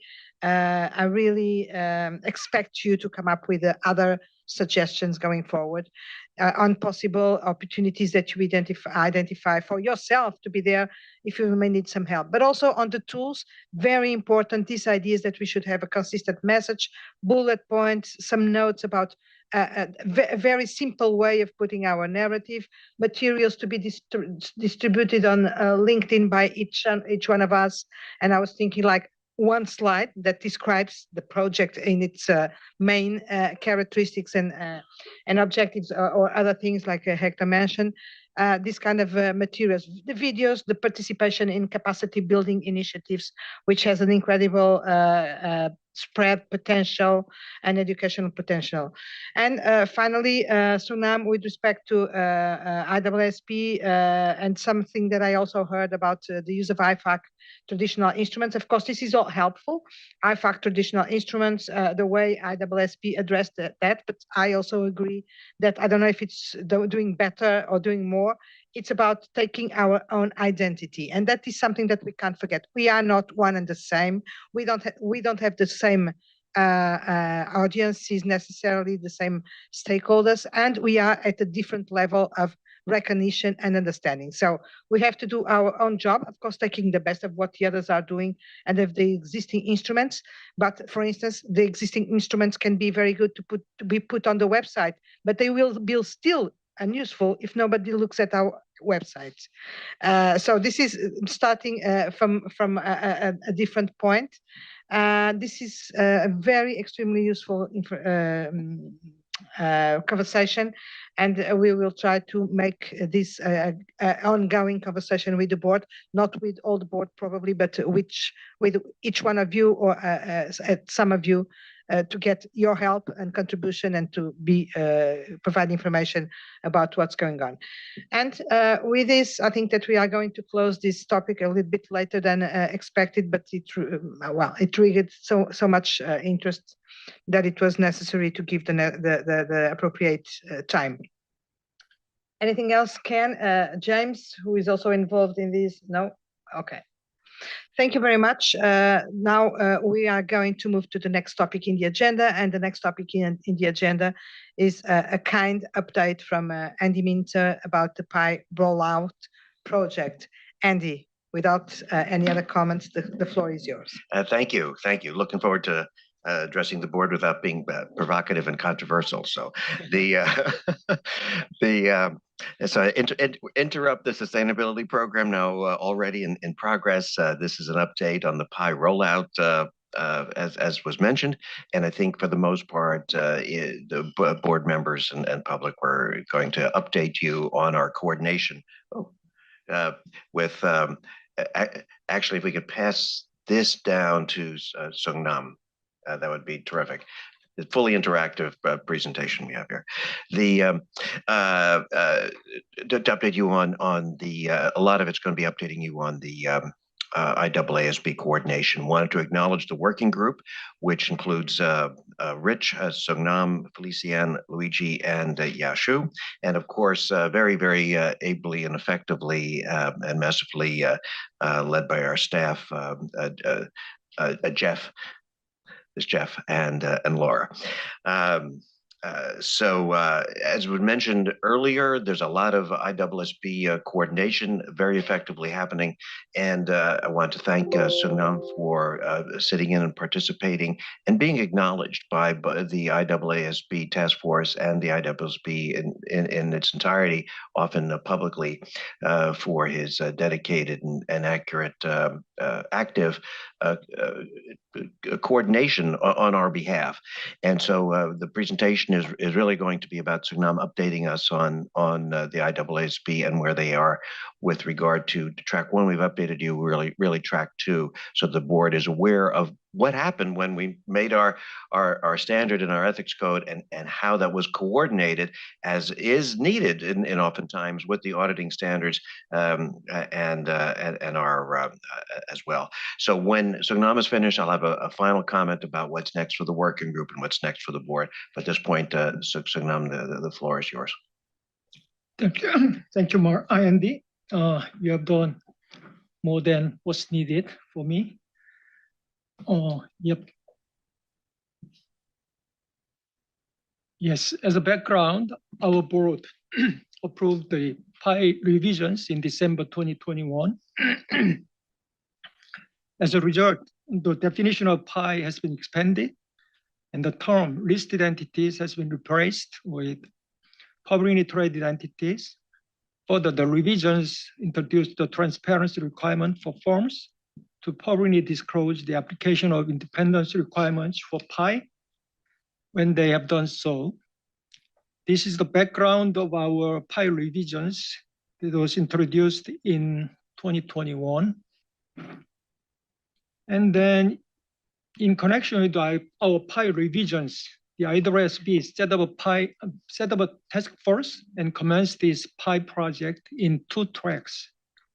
The objective of track 1 was to determine whether the auditor's report is the appropriate mechanism to enhance transparency about relevant ethical requirements about independence for certain entities, which mean PIs under our code.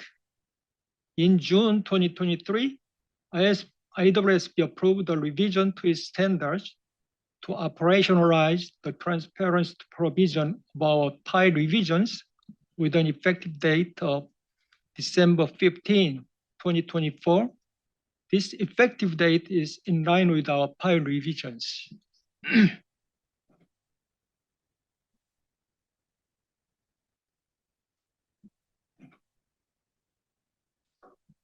So for track 2, there are 3 objectives. The first is convergence between definitions and key concepts underlying key definitions used in our PI revisions and those on the ISQMs and ISERs.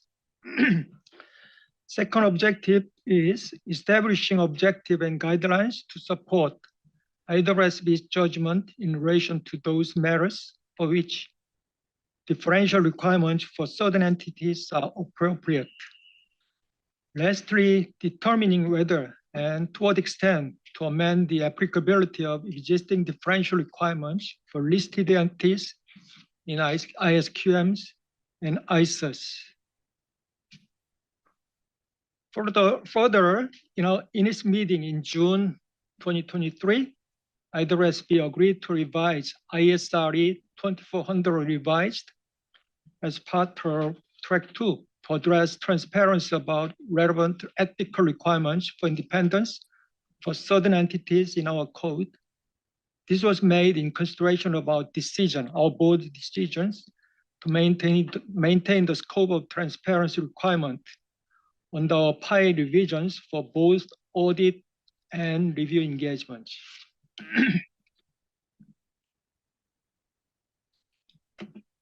Now, IWS's PI TF task force plans to seek an approval of its ED next week here. It includes the following points. The first is the same definition of PIs and listed entity as our PI revisions. Secondly, new general requirements in ISO 260 revised apply to audits of all entities, whether PI is PI or not, to address communication with those charged with governance about independence applied for audits. Thirdly, changes to illustrative auditor's report in Appendix 2 of ISO 270 revised to maintain consistency with proposed extension for differential requirements for listed entities in ISO 700 revised and ISO 701 to apply to PIs. The fourth proposal is change to ISRE 2400 revised to address transparency about relevant ethical requirements for independence applied for certain entities, which are PIs. Lastly, a change will be made in ISQM1 and ISOs in connection with factors to evaluate extent of public interest of an entity.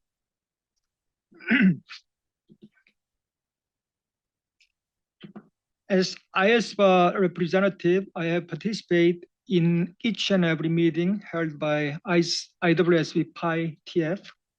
Also, our PI working group has provided our view to the TF as requested and necessary.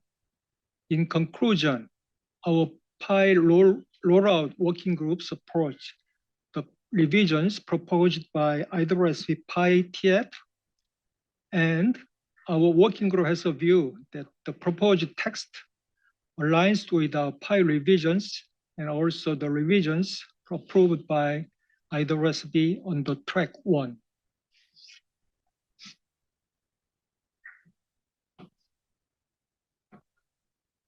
Yep. Yeah, here I'll take a pause and then seek any view, any questions about PI revisions. Thank you very much, Sungnam and Andy. Yes, the floor is open for any questions or comments that the board may have on the presentation, on this update.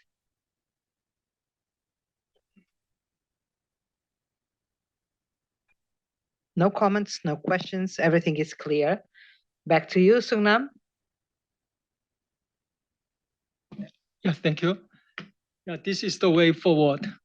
Q1, yeah, as I said, they're gonna seek an approval of the ED next week here. And then in Q1 next year, there'll be exposure draft released with a 90-day comment period. I believe they will receive all comments analyzed in Q2 or 3, and with a plan to finalize it by December next year. And then the effective date will be aligned with that of other IWSB projects, such as going concern and fraud. That's all from my end. Thank you. Thank you very much, Sungnam. Andy, yes, please. Yeah, no, just a final word. Thanks, Sungnam, and thanks again for all the coordination you've done on our behalf with the IEESB. And so again, just big picture, our board's remit was set out to expand the in the public interest, the additional enhanced ethical construct that were proposed to a broader number of audit reports. And we did that. We could do that on our own. We had the coordination in terms of the public disclosure of it because it affected the auditor's report, and the auditor's report is the remit of the IESB. And then it could have been the end of it there, but the IESB picked up what we started here in the public interest to expand the scope of the enhanced independence and ethical requirements. And now with this track two, is it's essentially going through pretty much all of the auditing standards, which I find personally very satisfying that, in fact, it had that. It didn't have to have that, but they went through that. We have had a question from the IESB on how to achieve public disclosure that's required by our standard in the event when the auditor's report is not made public. So what's going to happen next is that the working group is going to meet in the first quarter to discuss this, to make a recommendation, and then we'll bring it forward to have something to discuss at our March meeting. So stay tuned for that. And again, thank you, Sungnam. Thank you also for the IESB for all their helpful coordination efforts. Thank you. Thank you very much, Andy, Sungnam, Jeff, and Laura. This is this kind of sometimes a little bit less visible work, but which adds a lot to what we do, because this coordination with IESB that some of you will recall was made necessary, or we found that it was necessary almost unexpectedly, and then it was necessary to do something in that respect, and that's what is going to allow this to align as it should in terms of the PI project and the PI objectives. So thank you for bringing this forward and to make this go in the right direction. Thank you very much. If there is no other comment, there are no other questions or whatever, we are going to stop here for a break, 4 minutes before shadow, and I'm very proud to say that. Ken, please. Thank you, Gabriela. Well, first of all, let me just say this is an excellent outcome in terms of the coordination with IESB on the PI rollout and PI project. This couldn't have been a better outcome for us. Granted, this is still in an exposure phase for them, but we're on a very good path in terms of the outcomes. A few administrative matters, if I may. There have been a few certificates for the leaving members and TAs. For those who have not signed those certificates, if you could just drop by Astu's desk over the break to put in your autograph, that would be greatly appreciated. Before the lunch break, as I had signaled, we will have the photograph session. It's going to happen in the reception area on the 6th floor. So if you could make your way there, of course, suitably attired in your blazing blue IESBA sweater, that would be greatly appreciated. And again, it's open to TAs and staff as well. And for the end of the day, we will be meeting at 5:30 in the lobby downstairs, and we will walk across to the bowling venue, and it should be about 20 minutes walk or so. For those who will choose to go there, you should have the address. If not, just connect with Astu, and I should provide the information. And it's basically the dress code is casual. So casual, but if you are able to have a pair of socks with you, that would be great. So just be prepared because there will be bowling shoes provided at the venue. Yep. So that's a bit of the rundown for the day. And once we have the bowling venue, there's going to be a bit of a reception, and then we'll have our time with the bowling alley, etc. Thank you. Thank you very much, Ken. So we will break now, and we will be back at 5 after 11, 5 after hour. Okay. Thank you very much.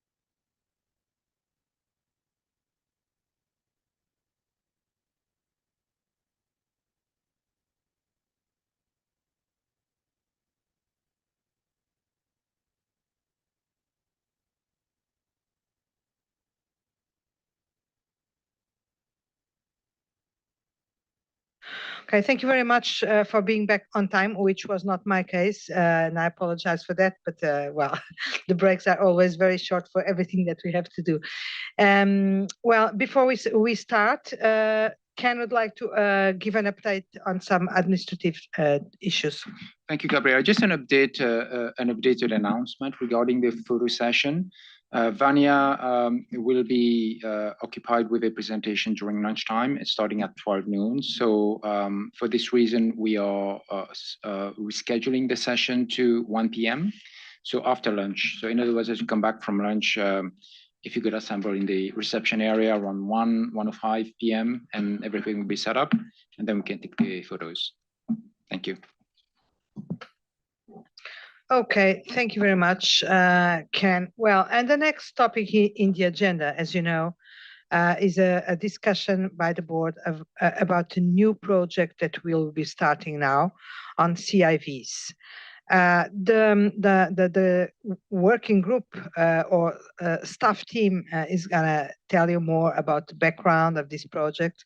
Some of you around the table will recall that this was a hot topic in the past with respect to the definition of PI, with some strong views that these CIVs should be included in the definition. Then we all agreed at the board and with our stakeholders that it was not the best way to address it, but the IESBA made a commitment to bring this topic forward and analyze it further. It has been a little bit delayed because of the urgencies of sustainability, but it's now time to address it properly. The other thing that I'd like to raise before we start, I give the floor to the group, is that this is going to be the first staff-driven project. Sorry for the hesitation, but there has been some internal inconsistency in the language about staff driven based, etc. So the staff-driven model will be implemented for the first time with this working group, and this will be also the opportunity for us to have a discussion with the board about how going forward this should be addressed. Although this is a pilot, we haven't started yet, so we don't have any concrete ideas that to discuss at this point. And with this, I'll give the floor to Linda. The group is going to be, sorry? The group is going to be composed by Linda Big, Jen Viljon, and John Reed. They will be the staff team who is going to bring this forward. Linda, the floor is yours. Thank you so much, Chair. As you can see, the slides have come on the screen. And welcome to this session. Next slide, please. So we have three main topics on the agenda. Project team, background, and overview of terms of reference. So the project team, as the chair mentioned, this is IESBA's first staff-led project. So we'll spend a few minutes kind of exploring what that looks like. Then we'll move into the background. John will share highlights of really the journey. How did we get here? Why is this project deemed to be relevant for IESBA's consideration? And then Jean will take the board through the terms of reference, and then we'll wrap up with with an invitation to the board to comment on the approach and request approval of the terms of reference. So next slide, please. Project team, as Gabriela mentioned, I'll chair the project with the support of John Reed and Jean Viljon. The project team, that project team has combined experience of approximately 60 years in audit, accounting, ethics, regulation, standards, a lot of experience there, which may speak to my age. Anyway, in addition, the team will be supported by a consultant, Richard Fleck. Many of you may know Richard. Richard is the former deputy chair of IESBA and was task force chair of several notable projects. Next slide. All right, so the staff-led model. Now, I guess the question is, where Where did this come from? Why is this important? You may know for a number of years, the monitoring group has expressed their interest in the I guess the foundation of IESBA, and they have noted that there is a need for standard setting boards to be as independent as possible. That led to the creation of IFEA, the International Federation of Ethics and Assurance. And from that, we have leadership. The executive leadership has discussed how best to move forward with standard setting projects. And they decided to develop this staff-led model. This is a model that has been used, as I understand, or is being used by IASB and has been successful. So the principles of this model have been shared with IESBA staff back in the summer, and we learned that this project, the CIV project, will be the first staff-led project. So this is going to be an interesting journey for us, and we look forward to, I think, what the end result is going to be, what we're going to learn, and how are we going to use what we learned from this journey to move forward with more staff-led projects. So what does the staff-led model look like? The project team will be responsible for all aspects of planning and execution of a project. That means obtaining the knowledge necessary to execute the standard setting process. To accomplish these objectives, the team will operate using the same basic processes as the task force model, which means regularly scheduled progress meetings, group deliberation, challenge, action, deployment. As I look more specifically at kind of the remit of the staff-led with regard to the project team functions, I think everything, they have basically incorporated everything into this model that would be part of the task force model. So again, project accountability, developing that project strategy, presenting to board members and other stakeholders, doing project management. The project team will be responsible for managing this project and making sure we go forward and we present deliverables to the board at agreed times. We will be responsible for research and analysis, and that means project-specific research and analyzing discerning points of alignment to really understand the issue that we're talking about and to understand the technical content. You know, perhaps at the end of a project, that may mean there could be a variety of things that could come out of that project. It could be more application guidance. It could be revisions to standards. But, you know, there's no way to know until you go through that research project to figure out exactly what the end product is going to look like. And at the end of the project, there would be external outreach. And so the project group, the project team would be responsible for that. Again, I believe that leadership has properly incorporated all of the aspects of the task force model into this project or the staff-led model. So let me just talk a little bit about the elephants in the room, because I would be remiss if I didn't at least speak to those. So you may think, well, you know, there could be a lack of expertise if the task force model is removed. Valid question, right? But the great thing is with this staff-led model, we still have access to the same resources. It's just we have more flexibility to access those resources as needed. So we've already received offers for assistance on the CIV project, and there are, you know, a number of quite knowledgeable people out there that we're able to access to help us inform how to move forward, to help us understand the issues better. So we believe that we will have access to all the necessary resources to have the expertise that's needed. Now, the transition is going to require new avenues and actions. So that may mean liaising with firm experts, or liaising with regulatory experts, or even having reference groups. And we've seen the success of reference groups and expert groups in our sustainability project, as well as our technology work that we're doing. So these things have already been used very successfully. So that's one elephant, you know, the expertise gap. There will not be an expertise gap. We have ways to fill that gap. Secondly, ensuring proper challenge mechanism. I like my team members. I hope they like me. So it would be easy to just say, well, okay, everybody's just going to go along with what the other person says because they seem to know what they're talking about. No, it's not going to happen that way. If by chance we do all agree to something, we will still, again, be talking to experts in the field. We will be bringing the results of our research back to the board for discussion.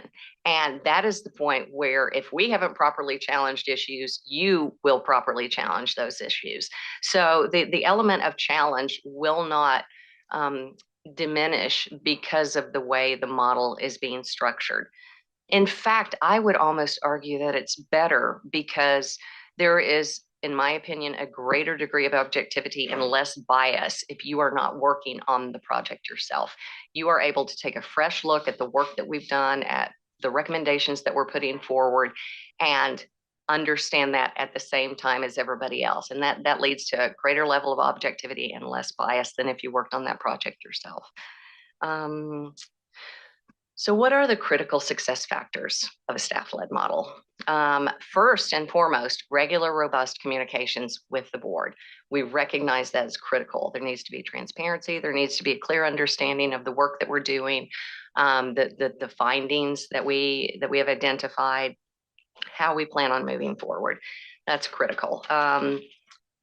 We need to have the flexibility to explore different methodologies and finding the best way forward. So we need your support on this.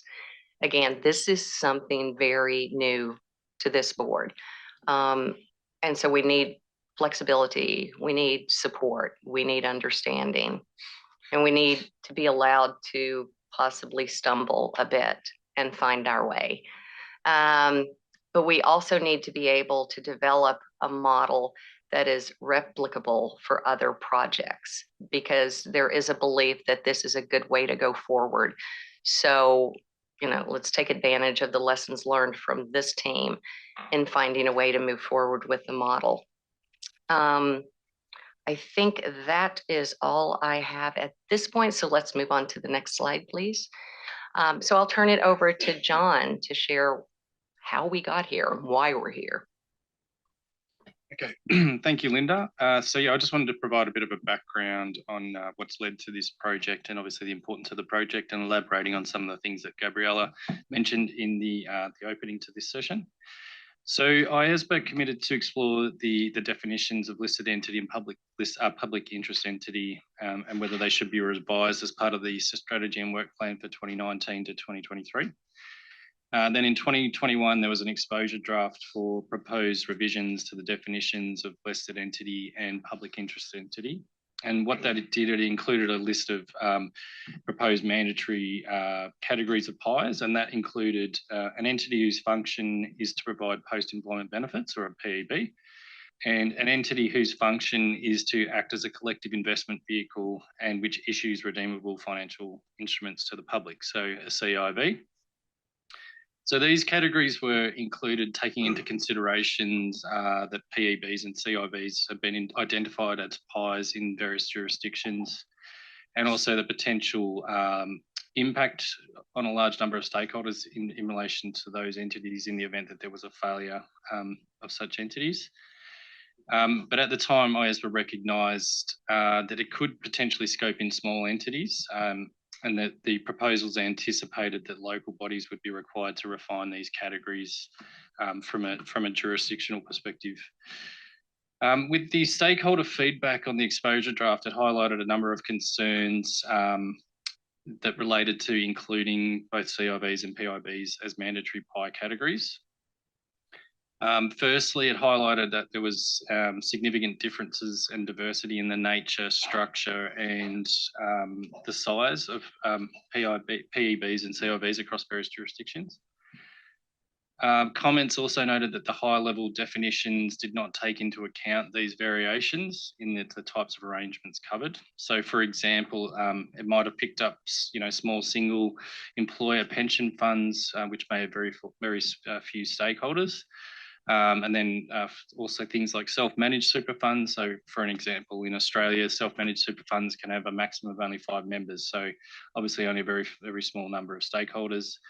And then from the perspective of CIVs, there was queries raised as to whether management companies would be covered or whether it was just the funds themselves that would be caught by the definitions.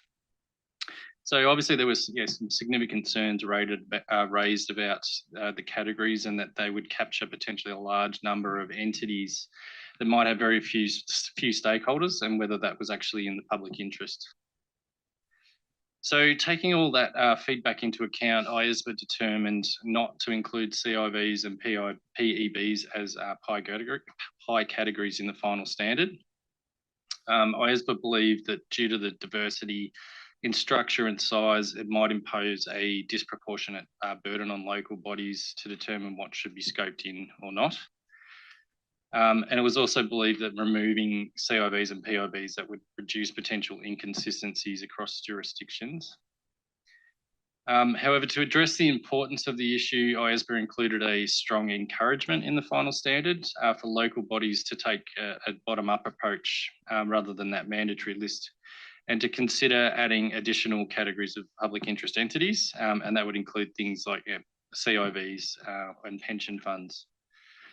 So a number of jurisdictions have already done this, so things like South Africa, Australia and New Zealand, and there's also a number of jurisdictions that have determined not to include these categories, such as member states in the EU. Let's change the slide.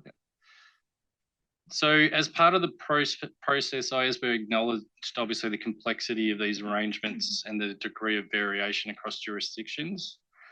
But it also recognised that the need to address the public interest associated with CIVs and PEBs from an auditor independence perspective that still remained. So in addition to the encouragement for the jurisdictions to add CEVs and pension funds as pie categories, the IESBA also committed, with the support of the PIOB, to undertake a holistic review of CIVs and pension funds, as well as investment company complexes.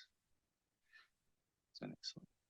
So this is the impetus for the establishment of this project and the project team.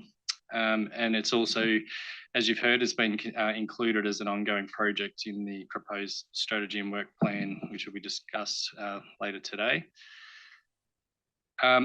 So the focus of the review will include necessary outreach and research to make sure we fully understand the issues. So the project team will review CIV and pension fund arrangements, as well as their relationship with the trustees, managers and advisors, to determine how the independence provisions and the application of the related entity definition in the code apply in respect of these arrangements. So this would also assess things such as whether there might need to be, as Linda mentioned, there might need to be guidance on related party or independence issues within audit firms, for example, where the firm might be auditing the fund or the fund manager or the advisor or the trustee, as well as the application of things around non-assurance services.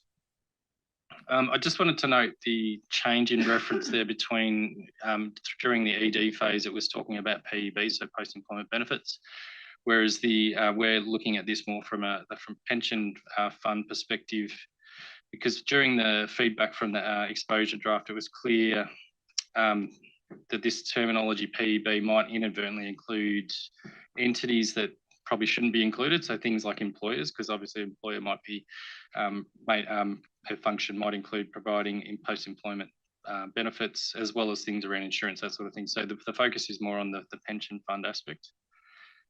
The project team will also review investment company complexes and consider how the code addresses these structures in relation to things around terms and definitions, and clarifying which entities or arrangements within such a complex or arrangement should be considered as related entities from an independence perspective. So essentially the focus of the review is to increase our understanding of how these entities are structured, the control of the funds, the role of the advisors, the trustees, etc., and how this varies across the various jurisdictions, and then looking at how the code's definition of related entity and therefore the application of the independence provisions will apply. So I'll pass over to John now. Thanks, John. With the background that John provided, as well as the background that Lena provided around the staff-led model, the terms of reference was drafted. And I'm just really going to run through the terms of reference quick. Well, try to. So this slide just kind of captures exactly what John just said of what the objective of the project team would be during this project or during this research that we will be conducting. In the end, that we will be providing a report and recommendations to the board for consideration at the end of 2024. So as mentioned, the focus of the project team would be to focus on the relationships of these different structures with their trustees, the fund managers, and how then the related or the independence provisions and the application of the related entity definition in the code, whether this still remains fit for purpose in the code. So how will this be done? So the approach is that we will be conducting an initial desktop research on CIVs and pension funds in the different jurisdictions and how their relationships with the different parties, such as the trustees, the managers, and the advisors. We will also be conducting a desktop research on the intricacies of the investment company complexes. And here we will take into account the United States Securities Exchange Commission's independence and related rules on investment company complexes. In addition to the desktop research, the project team will engage with experts and stakeholders to obtain the insights on the issues and the relationships and understand the different perspectives and to share knowledge. So some of the stakeholders that the project team will be engaging with is the firm, securities and prudential regulators, the national standard setters, and even members around this table that has expertise in this field. In addition, the project team will liaise with the IESBA task forces and working groups, which will include the Public Interest Entity Working Group, the Benchmarking Working Group, as well as also engaging with the Non-Assurance Task Force and the IESBA PI Task Force as needed. So during the strategy and work plan and responses to the provided by the respondents, some of them also offered their expertise, and we'll be reaching out to those as well. So the question is, what will be delivered? So on a quarterly basis, we will provide the board an update on the issues identified as well as preliminary findings. As mentioned, a report on the findings and the recommendations will be presented at the end of 2024. And as appropriate, we, as a project team, will issue a communication to stakeholders, whether that's some non-authoritative material or clarification based on some of the issues that we come across. Linda, if I can hand back to you. Thank you so much. Thanks so much to John and Sean for their information on the project. So here we are, next steps. We come to you today with our terms of reference, all right? This is the starting point of this staff-led project. But we are very eager to get started. We've scheduled our first meeting next week, assuming that the terms of reference are approved. Our first meeting next week to really speak to what, our timelines, what we want to accomplish, what our objectives are. And then we'll be able to bring back to you in March at the board meeting a much more substantive report with what we found, what our understanding is of the CIVs, of pension plans, of the complex investment company complexes.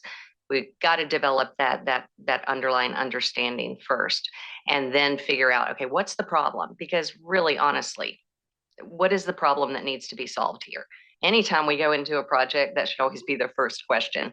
So we have to develop that foundational understanding, then ask, what's the problem that needs to be solved? And that's going to inform how we go forward. So we hope to come back to you. We will come back to you in March with an update to you and to also the SAC with regard to what our plan is and how we will move forward with deliverables. And we will provide those updates to the board quarterly. We have targeted to present preliminary findings to the board and SAC in September of 2024 and present a final report to the board in December of 2024. Again, I want to remind board members that we are pilot testing a new methodology. for a project that is very technical and at this point ambiguous. So please bear that in mind. We will come back to you in March with much more substantive information. And with this in mind, let's go to the next slide. And I would invite members to provide their feedback on the proposed scope and approach, and also any questions that you may have in working towards approval of the proposed terms of reference. So thank you very much. Chair. Thank you very much, Linda, John, and John, for the presentation and for the very advanced insights and reflections about the future staff-led, staff-driven. I think it's the language that we are preferring now, staff-driven model. I'm very curious to listen to the board members about all of this. It's really, again, a completely new thing, not only in terms of scope, but in terms of a subject, but in terms of a strategic approach. So thank you very much in advance for your comments. And I'm going to start by you, Laurie, even if you were not the first because this time I saw your. Great. Thank you, and thank you, team, for the presentation. I think it's great. I'm very supportive of the staff-led model. I think it helps us start to leverage and get things done, and also addresses, I think, the concerns around independence. And frankly, look, I've been on 2 task forces in the past year, and the staff we've had on those have been mission critical in terms of every aspect of those projects. Carla on tax and Cam on experts. So this is a logical next move. I think the advice I could give on this is, as you think about how to make this successful, because you will stumble and you will have issues you have to work through. The timing of when you bring expertise in is very important. I think I hearken back to thinking about a time when it didn't work. And that's a great way to look for lessons learned, I think, is the No-CLAR project that we had years ago. That sort of great project, but the early days were very difficult in terms of getting practical advice, and the practical implementability of that project was, I think, a falling down point. So I think in terms of avoiding the errors, that one's worth looking back at. Ultimately, it landed well, and I think in a very good place, and it was always a very good standard. So good luck, and fully supportive of what you're trying to do. And I think we have great people, so this should work. Thank you very much, Laurie. And now Andy, who was actually the first one raising the flag. Thank you, Chair, and thank you, working group. But no, looking forward to it, and I've as Laurie has beat me to it, I have full faith and confidence, as should the public, in terms of the technical expertise that I see before me. So no worries there. In terms of looking to the board and other things we can do, I have confidence that within the other responsibilities that you have, that you'll be given adequate time and resources for this, but definitely report back to the board in the event that there's some, because I think that's part of our oversight role in that, to make sure. And also the PI working group is called out specifically as one to interact. One thing in terms of the terms of reference in the desktop research that maybe is embodied in item B in the agenda item, but I was quite keen on keeping this category in the PI definition, but ultimately did understand for all the reasons you mentioned. I had heard anecdotes that a lot of entities that might otherwise be subject to this could have been caught up in the publicly traded category. And so in the desktop research, I think I'd be supported by, if you can do it, as to how that overlap is what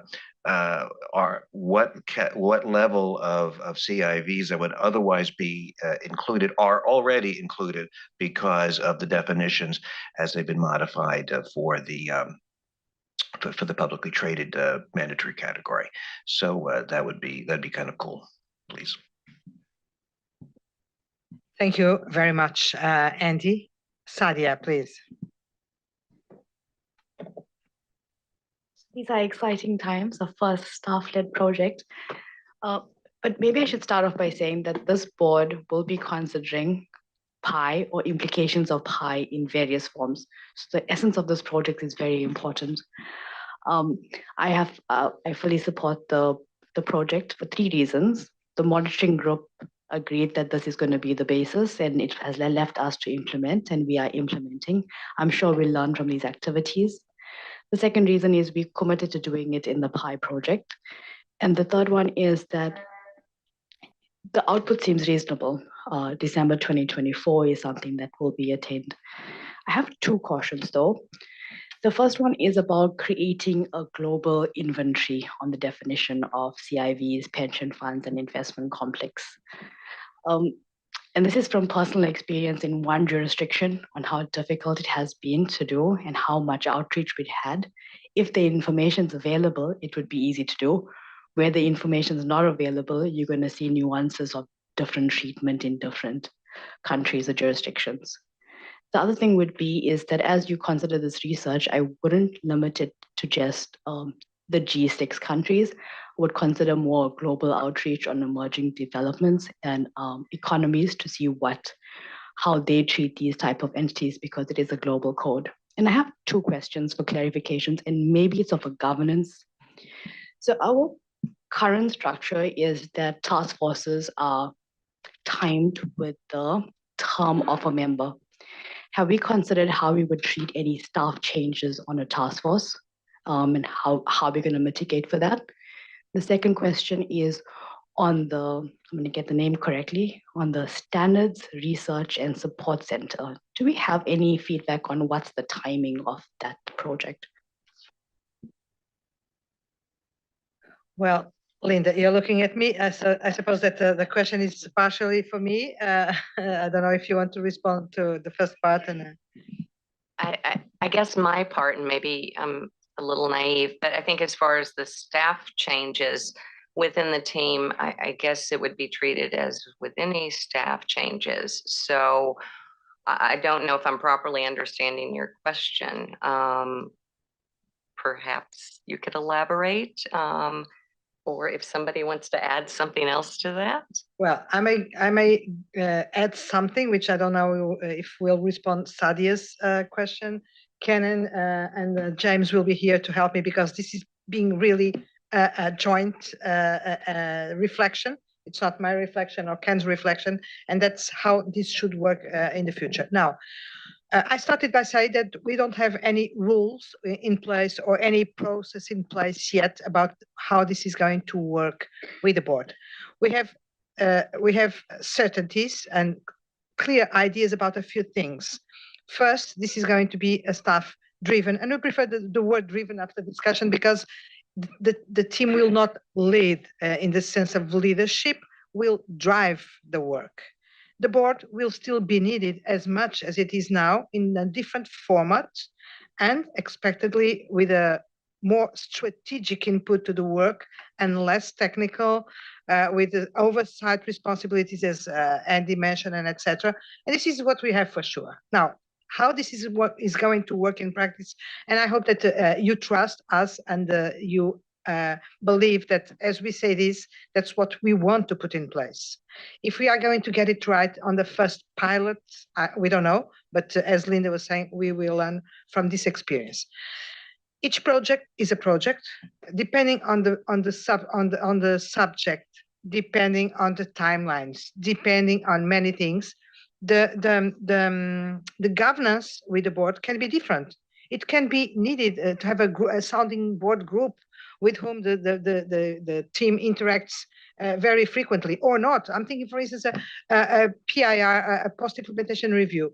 I don't expect when we get there that the board is invited to provide comments and strategic input on a even monthly basis. It's more an operational work. So we will try not, at least at the start, to standardize it too much, because we will need to see organically how it goes. And I'm being completely transparent. I could come here and say it's going to be this and that, and we have rules in place and a process and a framework. We don't, and we don't want to have it. Also for another reason. This is about the staff driven model. And the staff driven model was something that the monitoring group conceived and said, well, you have to put it in place. Okay. And we think that there can be many advantages on it, depending on how we are going to establish it. But this is a staff-driven model in an organization which is, and you'll hear about it tomorrow, which is concerned about the culture of the organization, saying all over that we are putting people first, and the slogan that we chose is empowering the people to shape the future. So at least my approach as chair of this board, and Ken fully shares it because we spoke, is that this has to come mostly from the staff. The staff should start by saying, well, how we think that this should work is this. And then we discuss, me as chair, you as board, and we will for sure provide very substantive input. But we cannot come here and say to staff, hey, this is a staff driven model, and I'm going to tell you how this is going to work and what you are going to do, when, how, and with tools. It has to be the other way around. And if we want to really walk the talk about what we are speaking in terms of culture of the organization, in terms of empowering the people and people first, and etc. This won't for sure dilute the role of the board. I'm saying on the contrary, because what will be expected from the board is probably even more difficult and more substantive, which is the really strategic direction, monitoring, oversight, etc. It's just a matter of putting in place the right governance so that this works for the success of the projects. Changes at the staff level, Sadia. I don't know exactly what your question is. As you know, we are reinforcing the staff to put in place, which is necessary to put in place this staff-driven model. And this doesn't happen from one day to the other. And this is also why it would be a mistake, to my view, to immediately go to the staff-driven model without having the necessary tools in place. That would mean that we would just replicate the same model with a different name. So we have to, this is a phased approach, a phased process as we reinforce the staff, and we are already doing it. And look at the three members of this team. They all joined the IESBA this year. So they are a good example of how the staff is changing and growing.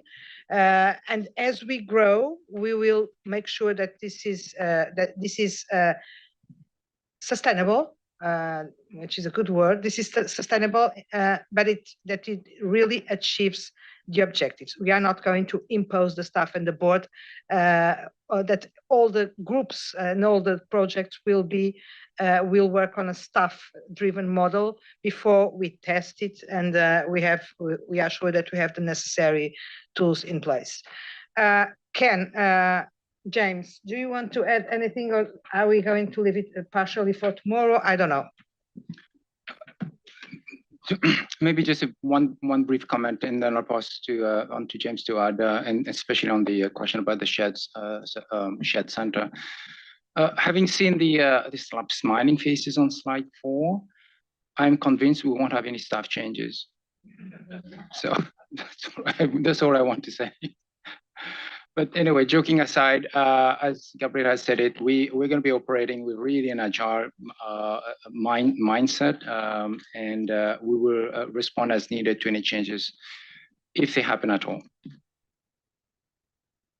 Thank you. And just on the shared model, we have posted a job request for that position. So on our website, we've marketed it through the communicative channels for job search. It outlines our intended focus of that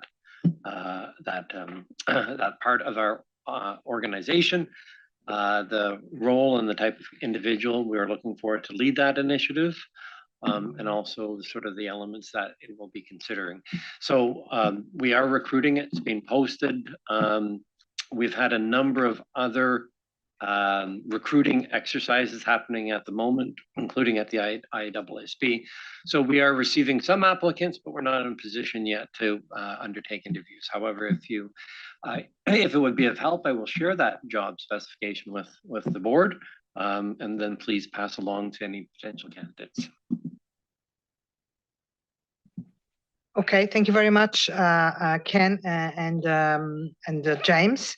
And moving forward with the comments, Chana. Thank you, Chair. Very supportive of the project. And thank you, Linda and the team, for the presentation. With respect to the staff-led model, this is not new. APSB always had a staff-led model, and that's because we operate under corporate structure, and it's important to preserve the independence of the board members. So we always, for 17 years, had a staff-led model. So I think it can work. It has worked.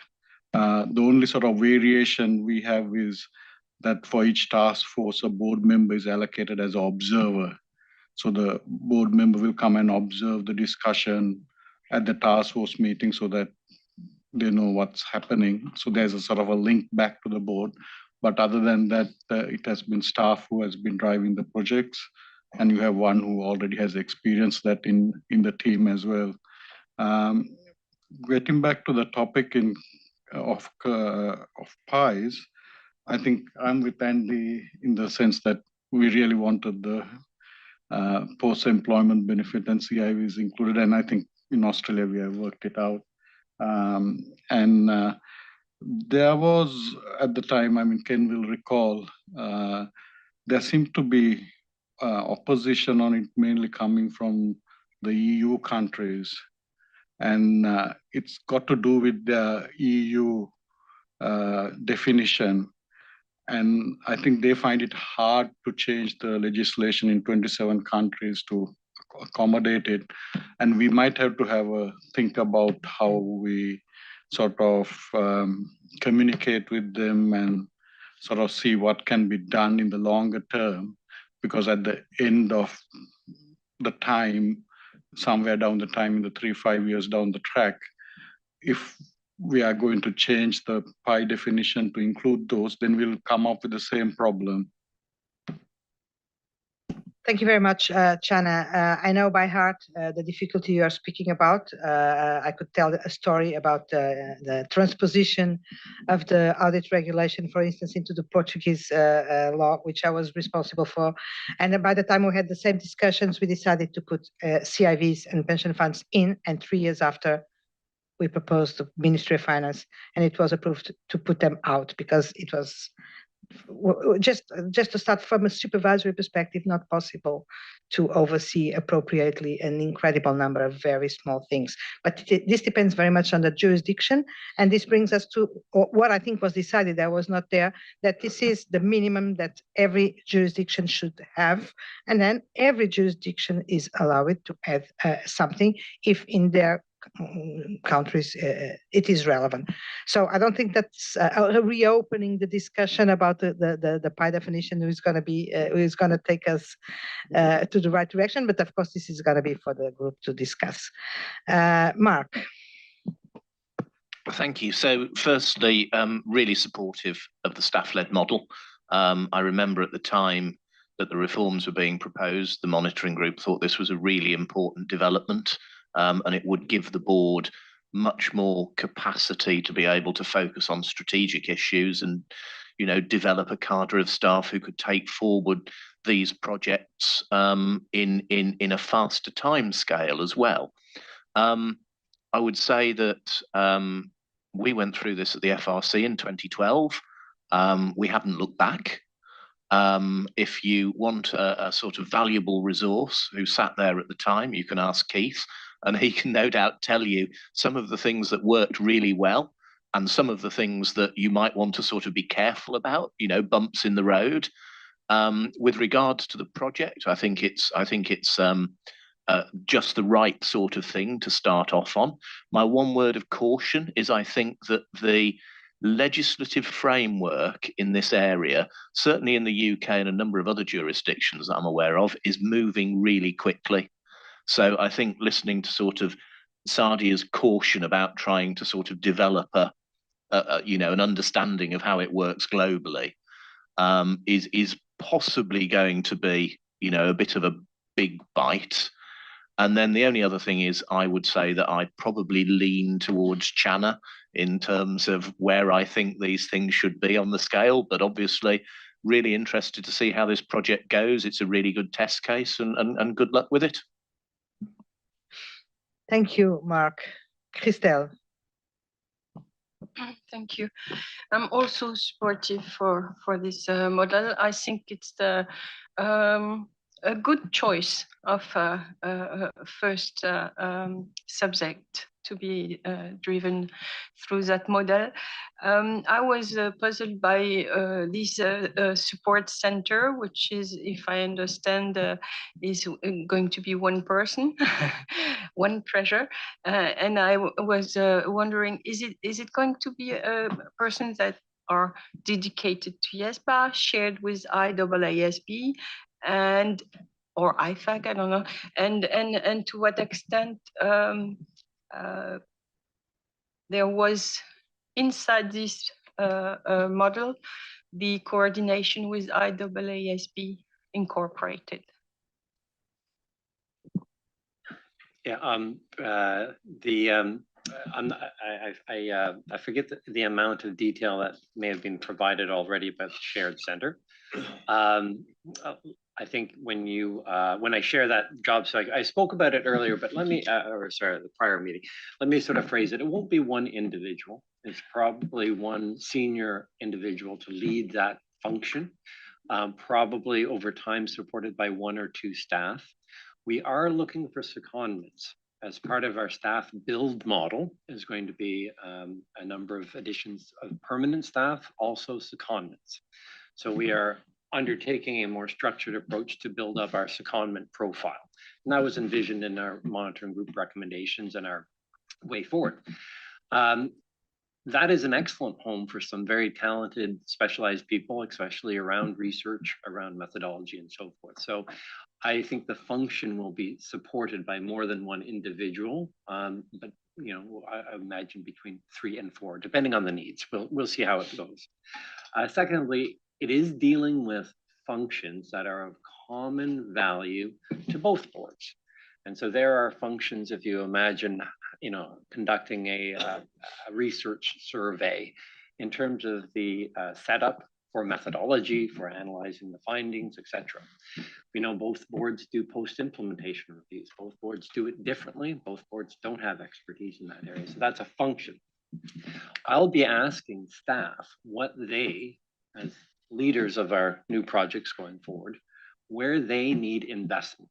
They might say, we need more investment in academic research. We might need more global survey work. We may need more policy or protocols for how we approach groups. So it's undefined completely what that role will be due, but it will be looking principally at our research, our policies and our practices, our inputs to the standard setting boards, and also I think in terms of our strategic approach to stakeholder management. Again, both boards have a common set of groups, but it's providing a bit more investment in that area so we can continue to improve our engagement. So that's it in a nutshell. We hope to launch that later this fall, but I think it will be about, probably about a year or so before that's fully equipped as we bring on secondments. I hope that's helpful, but happy to answer any other questions offline or aside. Yeah, and thank you very much, James. To add to that, to your question, is it being agreed between the IEESB and IESBA? So it's a shared center, so it's supposed to provide services to both boards. We have been discussing it. I mean, this is the first year of this new structure, and we can't expect that we agree on everything at the same time. Also because we are working on this culture exercise. Cultures are not exactly the same. We sometimes come to the conclusion, which is obvious, that we don't need the same things because we are at different levels of development. The matters are different. The approach is a little bit different. So it takes time until we get to a common shore. This is one of the topics that we will probably be still discussing because, as James said, there is a call for candidates, or how you call, which has been put out. But I think that what results from what James said is that we know a lot of things that could follow into that research center, but we don't know exactly what we will need tomorrow. And we probably have slightly different visions, and it's not immediately obvious that the person that we need is that one with that profile. It's something, it's work in progress, but it will exist. And I think it's going to be, if we choose, if we define the right profile and the mandate and the right person, it can be extremely useful for us in many areas. The problem is that I am, as usual, so ambitious that I see so many responsibilities that could be given to that person or that center that it's not going to be possible, I believe. We would need a full team for all those responsibilities, but we will get there. And I hope that this responds. Rich, please. Yes, thank you. I fully support the project out and the way it'll be executed as outlined in the terms of reference. I think we're spot on there. I would just add that obviously this is new. Some things will go well, some things will go ways we didn't expect them to go. I for one, and I hope all of us just have some flexibility around that. And I don't think the staff should worry about that. I think, if the full report isn't ready for the March meeting, give us what you have, and the rest comes in a couple of weeks later, send it to us. I think we should have that kind of flexibility here. It's a process that ultimately is designed to end in a result. We don't have to be rigid as we go through this, particularly the first time, because it's going to be a little fluid, I think, but fully supportive. Thank you. Thank you very much, Rich. Rania. So I'm also very supportive of this model for all the advantages that you mentioned. My only question pertains to the issue of the consultant. I was just wondering what is his role, and has it been decided already, or is his presence on this project contingent on the findings, of the research phase, the first initial research phase of this project? So, yeah. Happy to respond to this, Rania. Yes, so we are using Richard Fleck as a consultant primarily for his deep expertise of the code.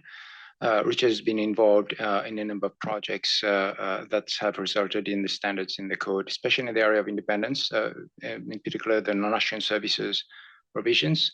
But more importantly, Richard is going to be used essentially as a sounding board for the project team. He has a very extensive experience on the drafting.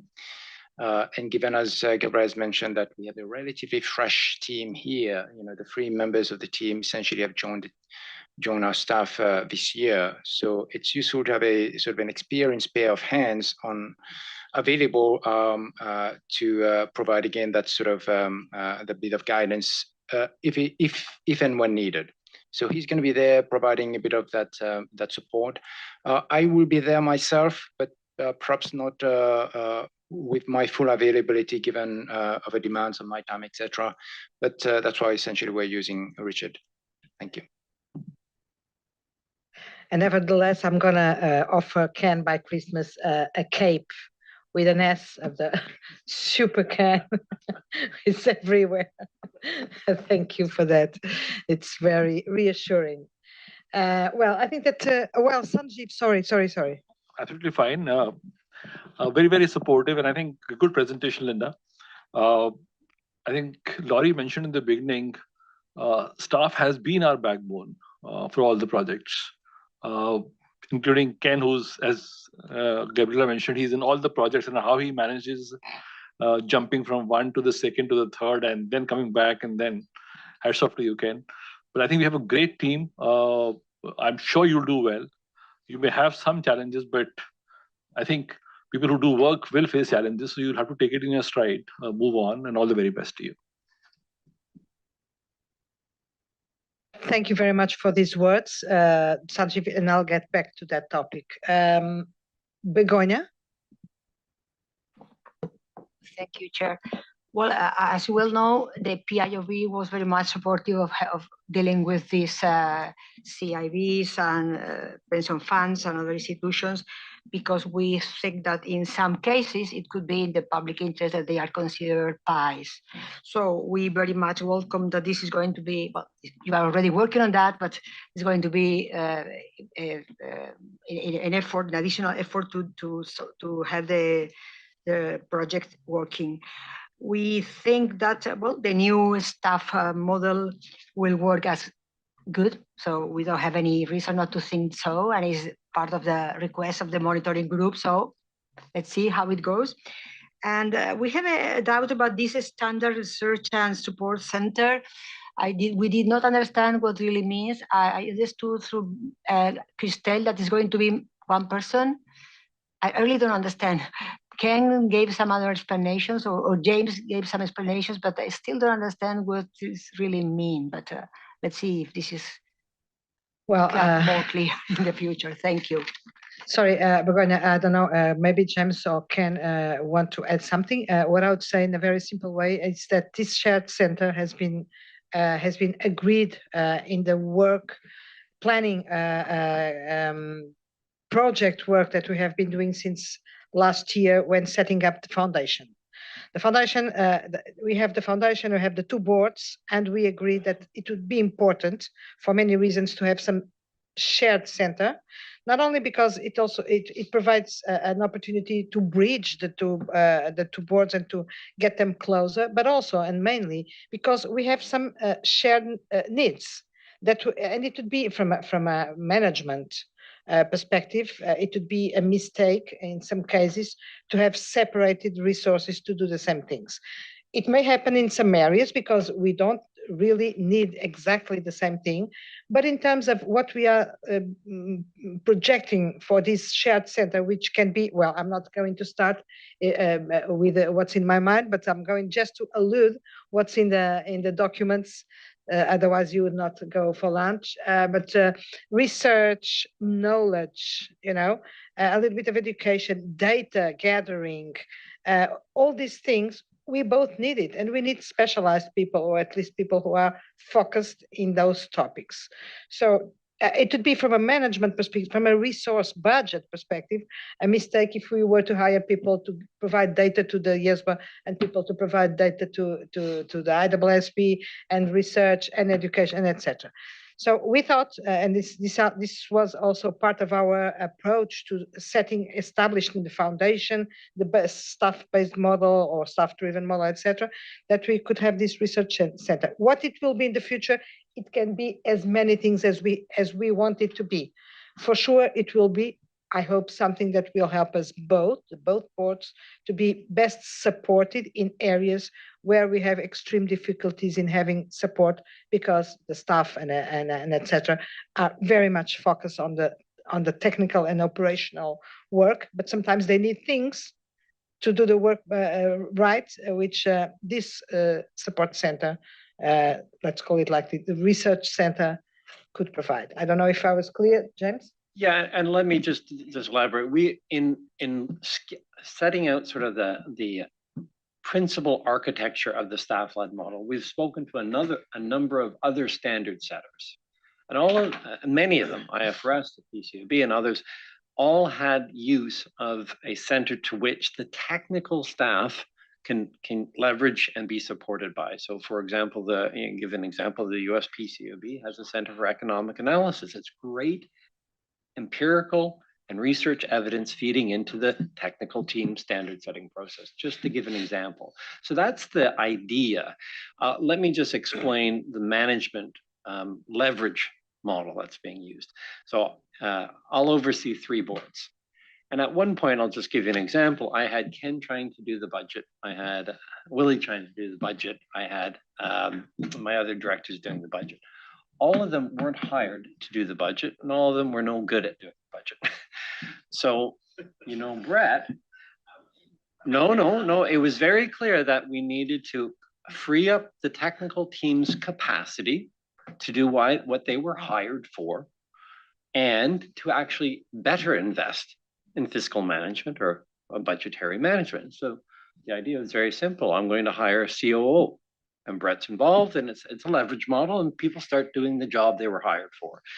And when we think about our technical team on the front and center, dealing with your concerns, the project ambitions, the technical material, this center, or I call it a center of excellence, will help deepen our investment in areas that are going to help staff produce thoughtful, informed, evidence-based data for your recommendations on that basis. So that's the philosophy. I hope that helps clarify.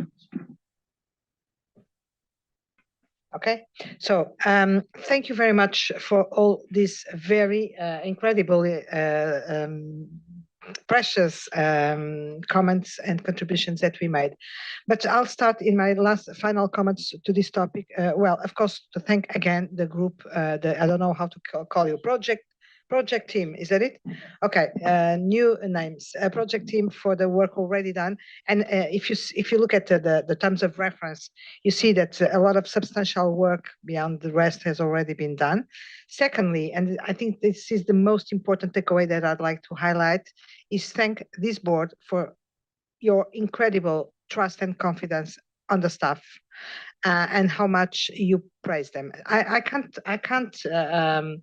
help but stressing that every time that a task force chair and etc. starts and finishes the work, mentions the staff. This is not like this everywhere, and it's not. I think it's from the way I get it. It's not like because you are kind and educated. It's because this board is really generous in terms of recognizing the work of the staff and etc. And this is incredibly important. And this is one of the reasons why I think this is all working so well. I think that the staff does never feel that they are being used as manpower workforce, but as really part of the projects and of the success. Just like the board doesn't feel that they have to be in a certain position with respect to the staff, and this trust and confidence, just like in other areas, is key for the well function of the board. I was curious about your reaction. I must say, I was not afraid. Curious about the reaction of this board about the staff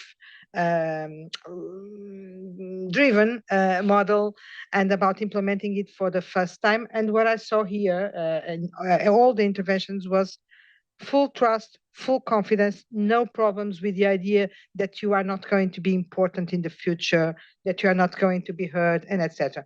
This is not like this everywhere, so I'm very grateful for these very incredible people around this table who will for sure make this work, and for the recognition of the staff, which is something that I will never highlight enough. The fact that you do it, the fact that you recognize it, it's I think an incredible value, a precious asset for this board to work well.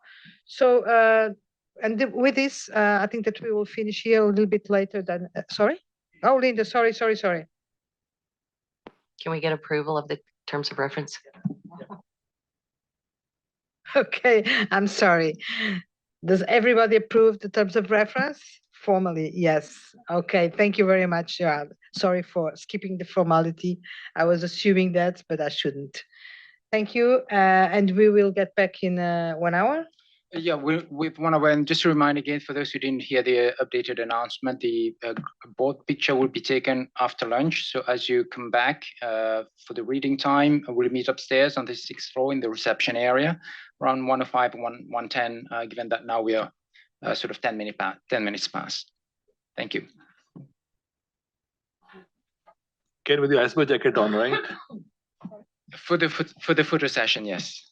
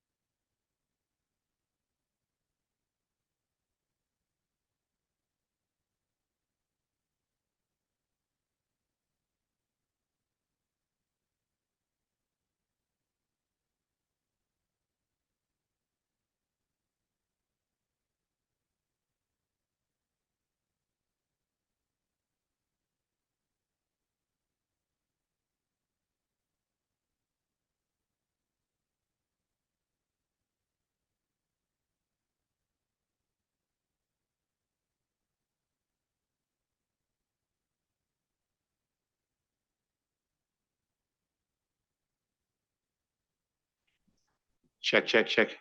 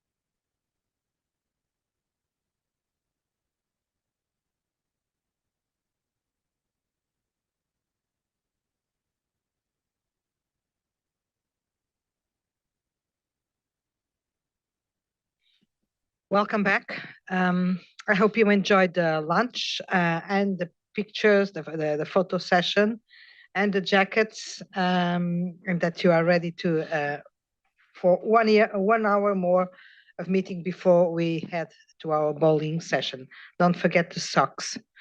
Well, the program for this afternoon is to approve the strategy and work plan. So this is an important moment for this board.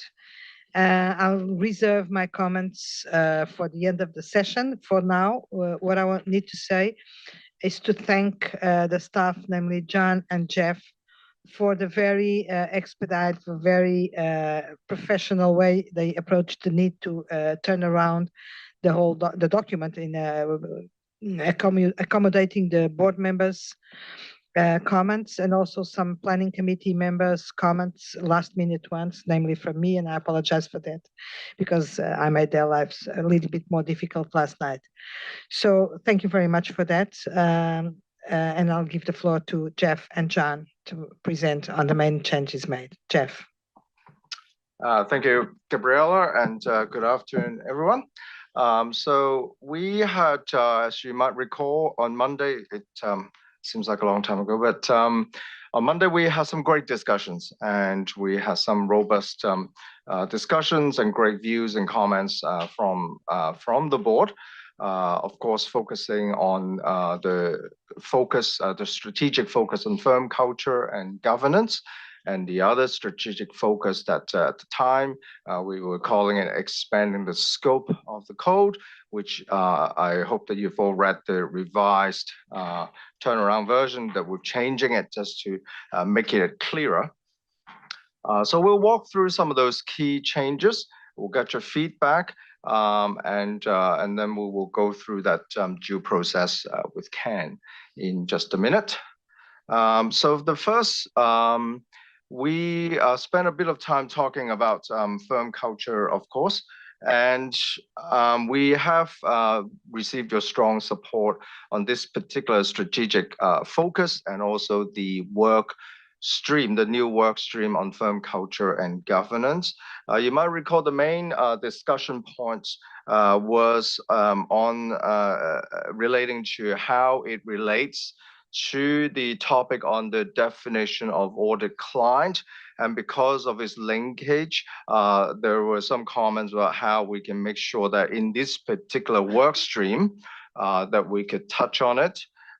So the planning committee had a chat afterwards and just discussing the comments that we have received. And what the planning committee is suggesting is that, as you will see in the documents, in the revised document, the SWP, we have made it clearer in the work stream and the description of the work stream, particularly that we would, as part of this work stream, as part of the information gathering, as we discussed on Monday, we will seek input from stakeholders, particularly on this concept of audit client. Because even though it's mostly from an independence perspective, it does impact, as we agreed on Monday, that, the firm culture. So we will certainly get stakeholders' input, and we've made it clear in the SWP. So it allows it will inform the board on its approach to how to address the topic at a later date. What the PC, when we discussed it, the PC felt that it's probably not quite right to put that into as part of the part of the work stream in terms of the actual work itself and the standard setting sort of work, because it's really very much these topics focusing on independence. But we are keeping this issue sort of in this work stream, and we will get some information as we go through the information gathering next year. And the PC, of course, one of the reasons is, as we brought up already at the board meeting, there is already a lot that we need to think about with this topic. It's very broad, and there's a lot going on, and we just want to keep the focus on firm culture and governance, and more broadly, not just on the independence or the definition or the client aspect. And you would see that on the slide there, we have also added a point in the description of the work stream about considering ISQM, in particular with its governance and leadership quality component, because it does touch on firm culture, and we certainly want to look at that and see how, perhaps that we can leverage on some of the requirements there from a firm culture perspective. And of course, that, as we brought up on Monday, that will require a certain level of coordination with IEESB as part of this work stream going forward. The other couple of things perhaps that came up, there was a suggestion perhaps whether we should just keep the title as firm culture, and not to include and governance because of the whole, of course, sustainability. The PC did discuss this and felt that, as we mentioned on Monday, the really very much the driver of this whole work stream is about culture, it's about firm governance. And so we felt that, and governance, of course, is everything that you consider in governance will include the E and the S anyway. And so because it is coming from the from the governance aspect, from the leadership aspect. But we want to make sure that our readers and our users are clear that is our focus. So we're keeping the title there. And the other thing I just want to raise is there was a comment about making sure, of course, that this is not just in relation to audit firm, but firms more broadly. So went through the document to make sure that it's clear that it's firms and not limited to and restricted to audit firm. So I'm going to walk through to the next strategic focus that we've made some changes. Again, we have some very healthy and robust discussion on this second strategic topic. We had, as you would see that in the posted version, we were calling it expanding the scope of the code. And there was some discussion at the board during the board discussion on Monday about, making it clearer, the messaging, make it clearer, what the gaps are, why we're doing this. And so when the PC was discussing this a couple of days ago, we certainly the PC agreed that we need a little bit more clarity in this SWP. Particularly, I think we need to consider that this SWP will no longer just go to the accountancy profession. We want to use this document to promote the code to a broader community, a broader group of potential users as well. So we need to make sure that our language is not so much accounting focus, and they understand, when we say expanding the scope of the code, it still doesn't come out very clear. So what we've done, and you would see in the revised or turnaround version of the SWP, we'd really change the language and clarify the strategic focus as what you've got there on the screen is about in the public interest to explore opportunities to extend the impact of the code through an expansion of its scope and applicability to individuals who also perform same services as PAs, but are not PAs. So with that focus, we're just trying to give our users a sense that, what we're trying to do is our end game. Really, our aim is to extend the impact of the code. But how we're going to do this is through an expansion of the scope and applicability of the code to other individuals who are not professional accountants, similar to what we're doing with our sustainability project and particularly with part 5, the proposed part 5 of our new, with our proposed standards.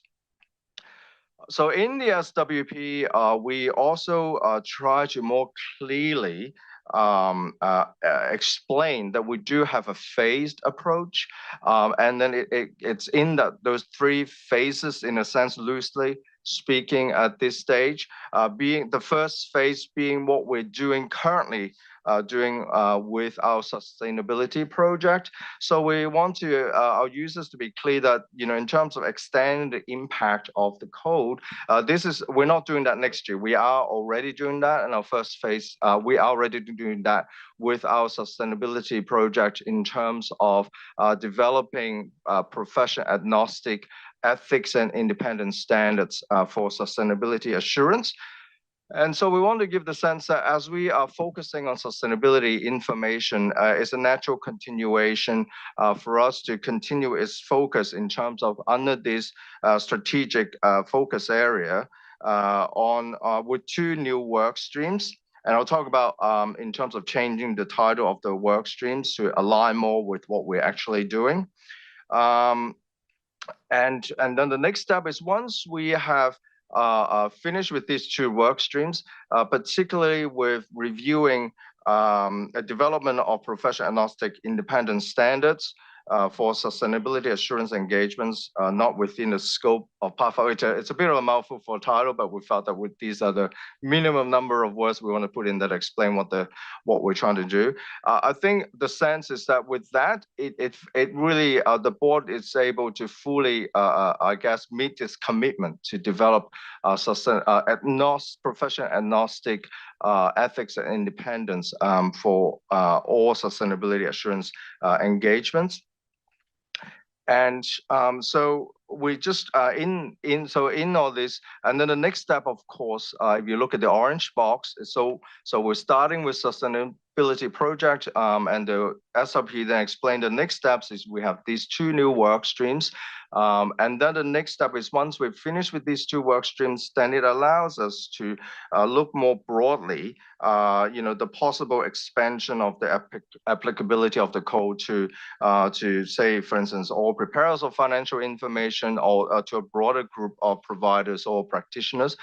So it tries to answer, I guess, the comment on Monday that we need to be clear about what the gap is. And so we're just trying to say, firstly in the blue we discussed, and then in the green we are trying to fill the gap and making sure that we cover all the sustainability stuff that we understand we want to still work on. And then of course the orange is trying to work on some of the next steps in sort of extending the impact of the code more broadly. And so we've tried to make the language a little bit easier to understand. And so I was mentioning about the 2 new workstream headings that you would have seen in the revised version of the SWP. And the first one is exploring extending the impact of the code to all preparers of sustainability information, which we already discussed.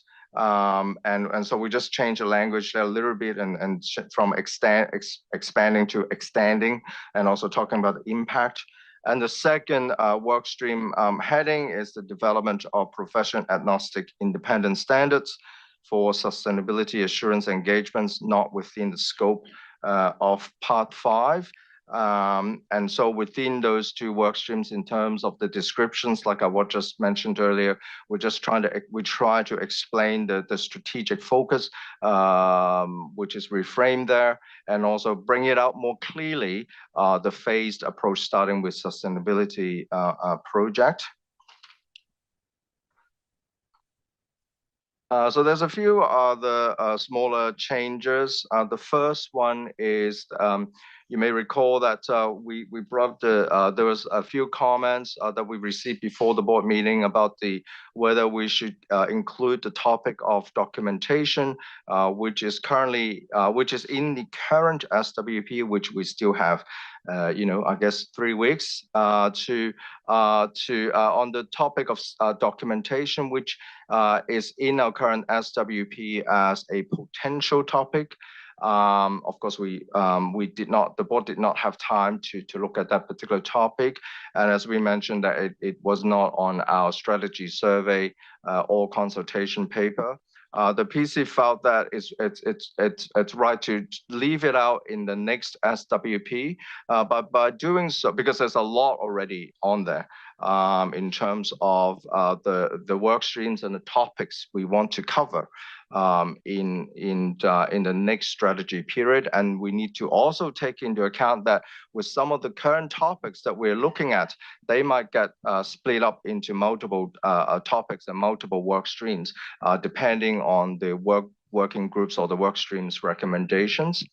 So the PC felt comfortable not adding this into our SWP. But in saying that, of course, that it doesn't mean that we completely forget about this topic. And as part of what the board has committed to do is we will continue to be agile and be flexible and making sure that we are, listening to our stakeholders, in not just documentation, but some of the other topics that may come up as well. Again, we have included the tax planning, or just a small change. We have included the tax planning rollout in the illustrated work plan.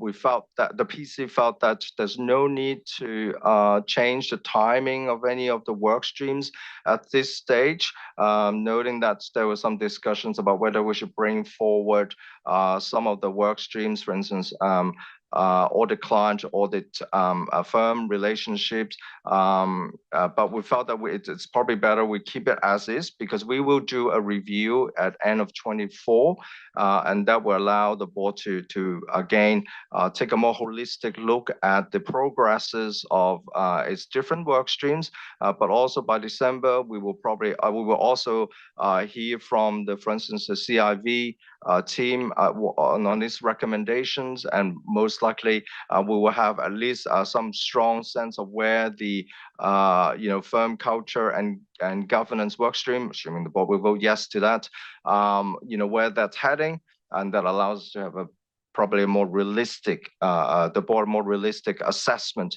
of how to progress its work streams, and we can adjust the work plan at that point. We did receive one advanced comment, and thanks, Keith. There's just a minor error in the executive summary, so we'll make that change as well. Ken, I don't think we need to mention that, but it's just a small change. So so with that, I will pause here and pass it back to Gabriella, and we'll see if the board has any additional comments with this turnaround version of the SWP. Thanks, Gabriella. Thanks, Jeff and John, for the great work done since we discussed this and since we had the discussions at the planning committee and to accommodate the comments and etc. This is very good work, and I'll reserve again my final comments to the end of the discussion. Just highlight that an effort was made, successful, I'd say, to simplify the language and make it more accessible in some points to the outside world. But again, going forward, this must be a continued effort and a growing effort on our side if we really want to be understood by anyone outside this room and the profession who is closer. So this is important that we recognize that we are very familiar to the topics, to what it means, Part 4B, Part 5, etc., but that the others are not. So this is a significant part of the success, if we want to have success in reaching out and being understood and taken on board by the non-professional accountants and even the community of those who will have to make decisions on taking on our code and standards on board or not. So thank you for that. And I will now open the floor for comments from the Jeff, please. Just one additional comment. Of course, we will add that diagram that Mark was talking about, but so we'll work with the sustainability comms team and we'll come up with a diagram that better explain the comms plan and some of the elements that Mark was talking about earlier. Thank you for that, Jeff.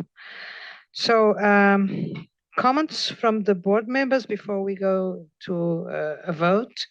Sunam. Thank you.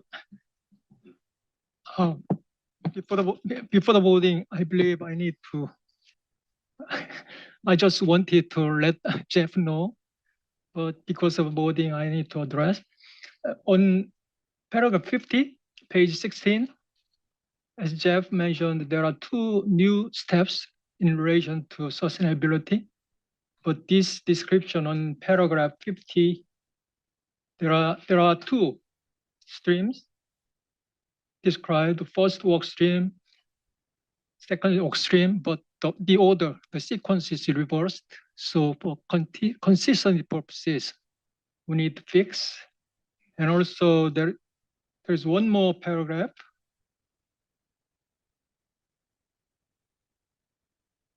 Yes, on paragraph 61, the last bullet has the same inconsistency. I just noted a few minutes ago, so I'll let you know. And other than that, if Gabriela allows me, then I'll talk to Jeff and Jane in connection with small editorial matters. Not only I allow you, but I thank you for that, Sunam. Very welcome. Thank you very much. Andy? Thank you, Chair, and thank you, Jeff, and all involved. Appreciate the obvious fingerprints that the board had on this since we first discussed. Of course, I'm happy to see the tax rollout for next year as well, and I appreciate the more formal incorporation within this client definition aspect within firm governance, and I do appreciate the consequences it could have to independence, which are significant. And so the approach taken, I'm okay with that, because I think there's a lot of just orientation, and it's a cultural orientation to refer to the members of management of an audit client as the management of the reporting entity instead of the client. And I just referred to them as a client too. And I think that's helpful. It does then translate into independence because of that orientation. What specifically, and I'm going to make one more plea here, I see that a couple of the on the illustrative work plan that certain fact finding also had in the same year has the working group recommendation. So I'm wondering if just couldn't we, for the audit client relationship and specifically for the definition, it's still listed in 2027 as fact finding only, but given the increased fact finding that's going to be taking place in 2024, could that line for the illustrative for 27 show both working group recommendations and fact finding? That would be really lovely in my mind, that we would show it, because that would let me rest assured that when I leave that this is has a more formal through play. So I don't think that's too major, and I think given the additional emphasis is going to have in this first phase, that's more of a formalization than really anything significant, please. Thanks, Andy. We can certainly make that change. Thank you. Thank you, Andy and Jeff. Mark? I was only going to say I'm very happy with the proposal, but I would strongly support Andy's suggestion in respect of finalising the plan. Thank you. Thank you very much. Are there no other comments? Jeff? Thank you, Gabriela, and thank you, Sunam, for your suggestions. We will take those. With that, we'll of course incorporate some of Sunam's suggested changes and Andy's suggested changes. So with that, perhaps I'll pass to Ken on the due process. Absolutely. Thank you very much, Jeff, and thank you very much, board members. I want to make sure that the board is comfortable with staff processing those minor editorial changes. Is anybody who's not would like to see the changes before? Okay, so that's good. Okay, with that, then I just want to also to ask if the board is clear as to what it is going to be asked to vote on. Is any board member who's not clear as to what he or she is being asked to vote on? Nope. So that's very good. So with that, I will proceed with the due process procedures, starting first with my confirmation as the director for IESBA, to confirm to the board that up until this board meeting, the board has followed its due process And that has included very extensive fact-finding, consultation with stakeholders, importantly in coordination with IESBA in a number of dimensions, including alignment of the strategy period, and most recently, the joint plenary session we had with IESBA in September in terms of seeking alignment on forward actions. And last but not least, of course, extensive discussions with the consultative advisory group. And we've had the benefit of the CAG throughout the process. And I would also like to confirm to the board that during the course of this meeting, the board has also followed due process in relation to its deliberations on the strategy and work plan. And let me turn to Chair Gabriela to confirm whether the planning committee has reported to the board all significant matters that have been discussed in the process of developing the strategy and work plan. Thank you, Ken. Yes, of course, I can confirm that the discussions held at the planning committee level were substantive and relevant, but everything has been conveyed to this board. Nothing was hidden, nothing was omitted. So the board knows as much as the planning committee and the staff, and this is really a collective decision made upon the common knowledge, common understanding, and shared discussions. Thank you very much, Chair Gabriela. Is there any board member who would like to raise any matters that commentators have raised on the consultation paper? Board members have had the benefit of course, seeing the analysis of the full range of responses we received on the draft, on the consultation paper. Is there any matter that any board member would like to raise at this point that otherwise have not been discussed in this board? Okay, with that, I will ask, first of all, is there any board member who's abstaining from the vote? Any abstention? Any board member who's voting against approving this strategy and work plan? And who is voting for approving this strategy and work plan?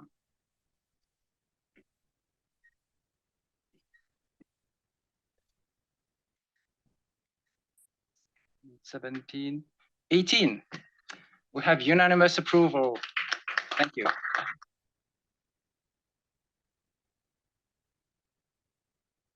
Thank you very much. Now I think it's my turn. Absolutely. Well, before your turn, just to confirm again to the board that staff will proceed to finalize the document. There will be a basis for conclusions that will be circulated to the board for review, and that will be submitted to PIB for its April meeting for approval as well. Thank you.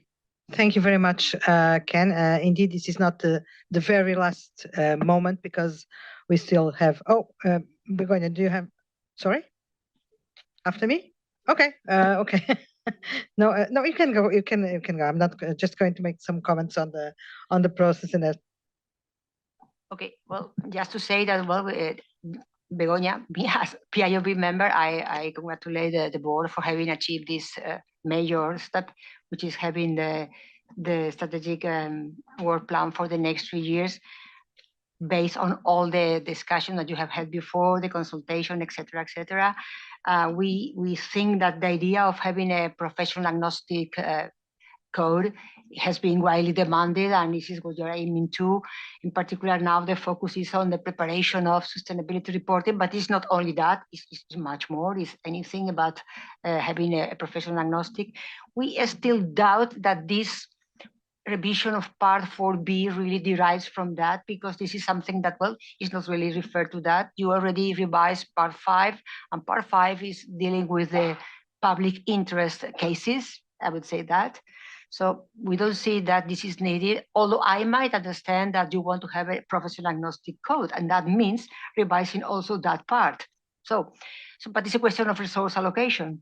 In any case, I insist, congratulations for having achieved this moment. It's important, and good luck with the future, because you have to do it now. Thank you. Thank you very much, Begonia. I'm also happy to confirm that this strategy and work plan was subject over these 2 years to many discussions and updates to the PIOB. So it's also part of the process, but it's also part of our thought process and consideration. So I'm happy to confirm that as well. And finally, of course, I'm extremely happy, thrilled that this plan, this strategy and work plan has been approved with all the flexibility and the agility that we will have to keep.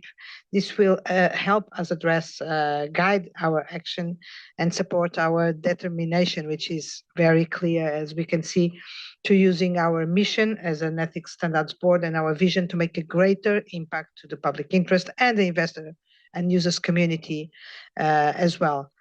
The process was, I mentioned it on Monday. This was a long process and a very interesting process. I think this is also this was also a learning opportunity for us all about how keeping our minds open takes us to the best places, because the changes that it suffered from the start clearly show not only that reality around us is moving very quickly, but also that this board is moving as quickly as the reality and being able to take all these changes on board and address them and not being afraid of changing the direction when necessary.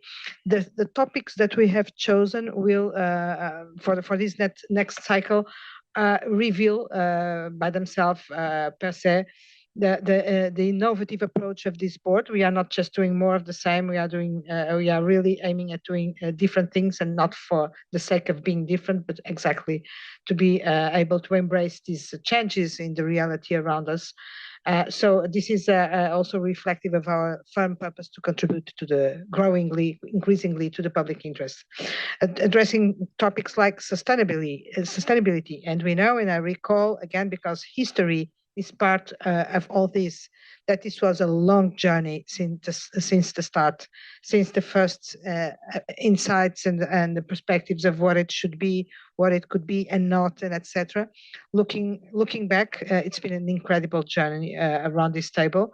But also, I think that the same journey, or even more exciting, is going to be taken with the culture and governance and extending the impact of the code and all these things. So it's really a transformation, which is nothing but the fact that this board reflects transformation of the world around us.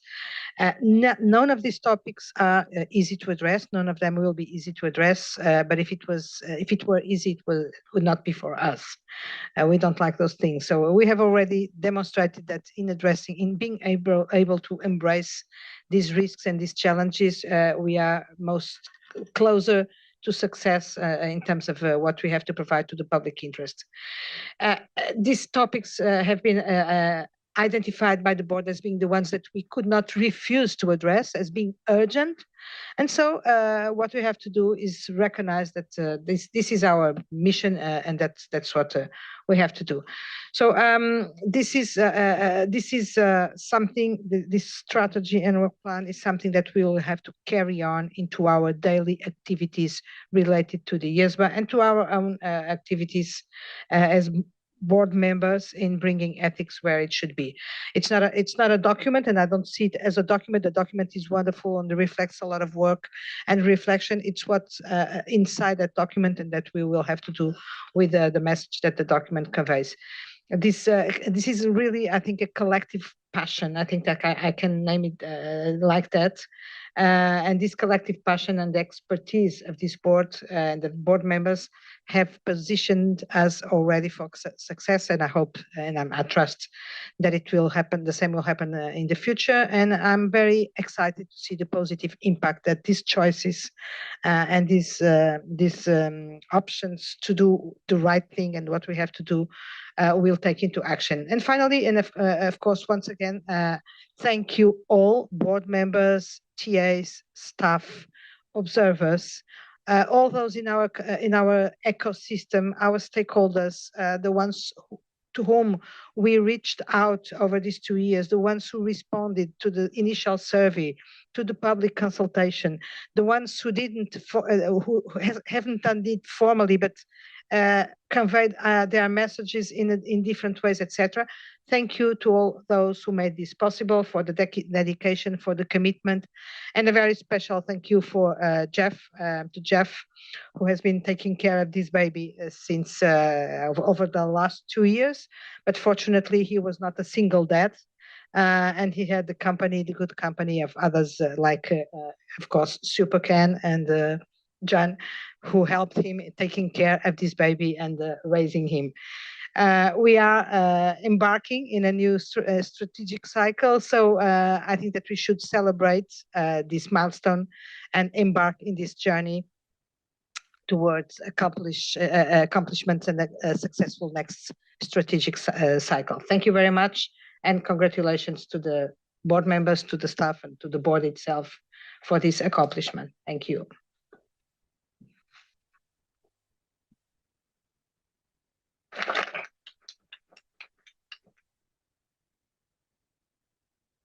I think that it is now time to close the session. Can any administrative, except beyond the SOX? Yes, if you can bring a spare pair of socks for the bowling, I think that would be useful. But feel free not to bring a pair as well. It's entirely optional. It's entirely optional. No, but you still have to wear socks. I didn't mean to say not wear socks. You still have to wear socks. Otherwise, you will not be permitted on the bowling lane. Well, yes, the meeting point is downstairs at 5:30. Unless you wish to go directly to the venue, you should have the address in your diaries, etc. The documents for tomorrow have been circulated. First of all, there is the document for approval on tax planning that's been circulated today, and I believe for use of experts, the documents were circulated end of yesterday. So you should have those in your inboxes, and there will be some reading time in the morning tomorrow, and we're starting at 10 a.m. Sharp. So that's it. Thank you. Thank you, Ken. See you a bit later with your socks or without.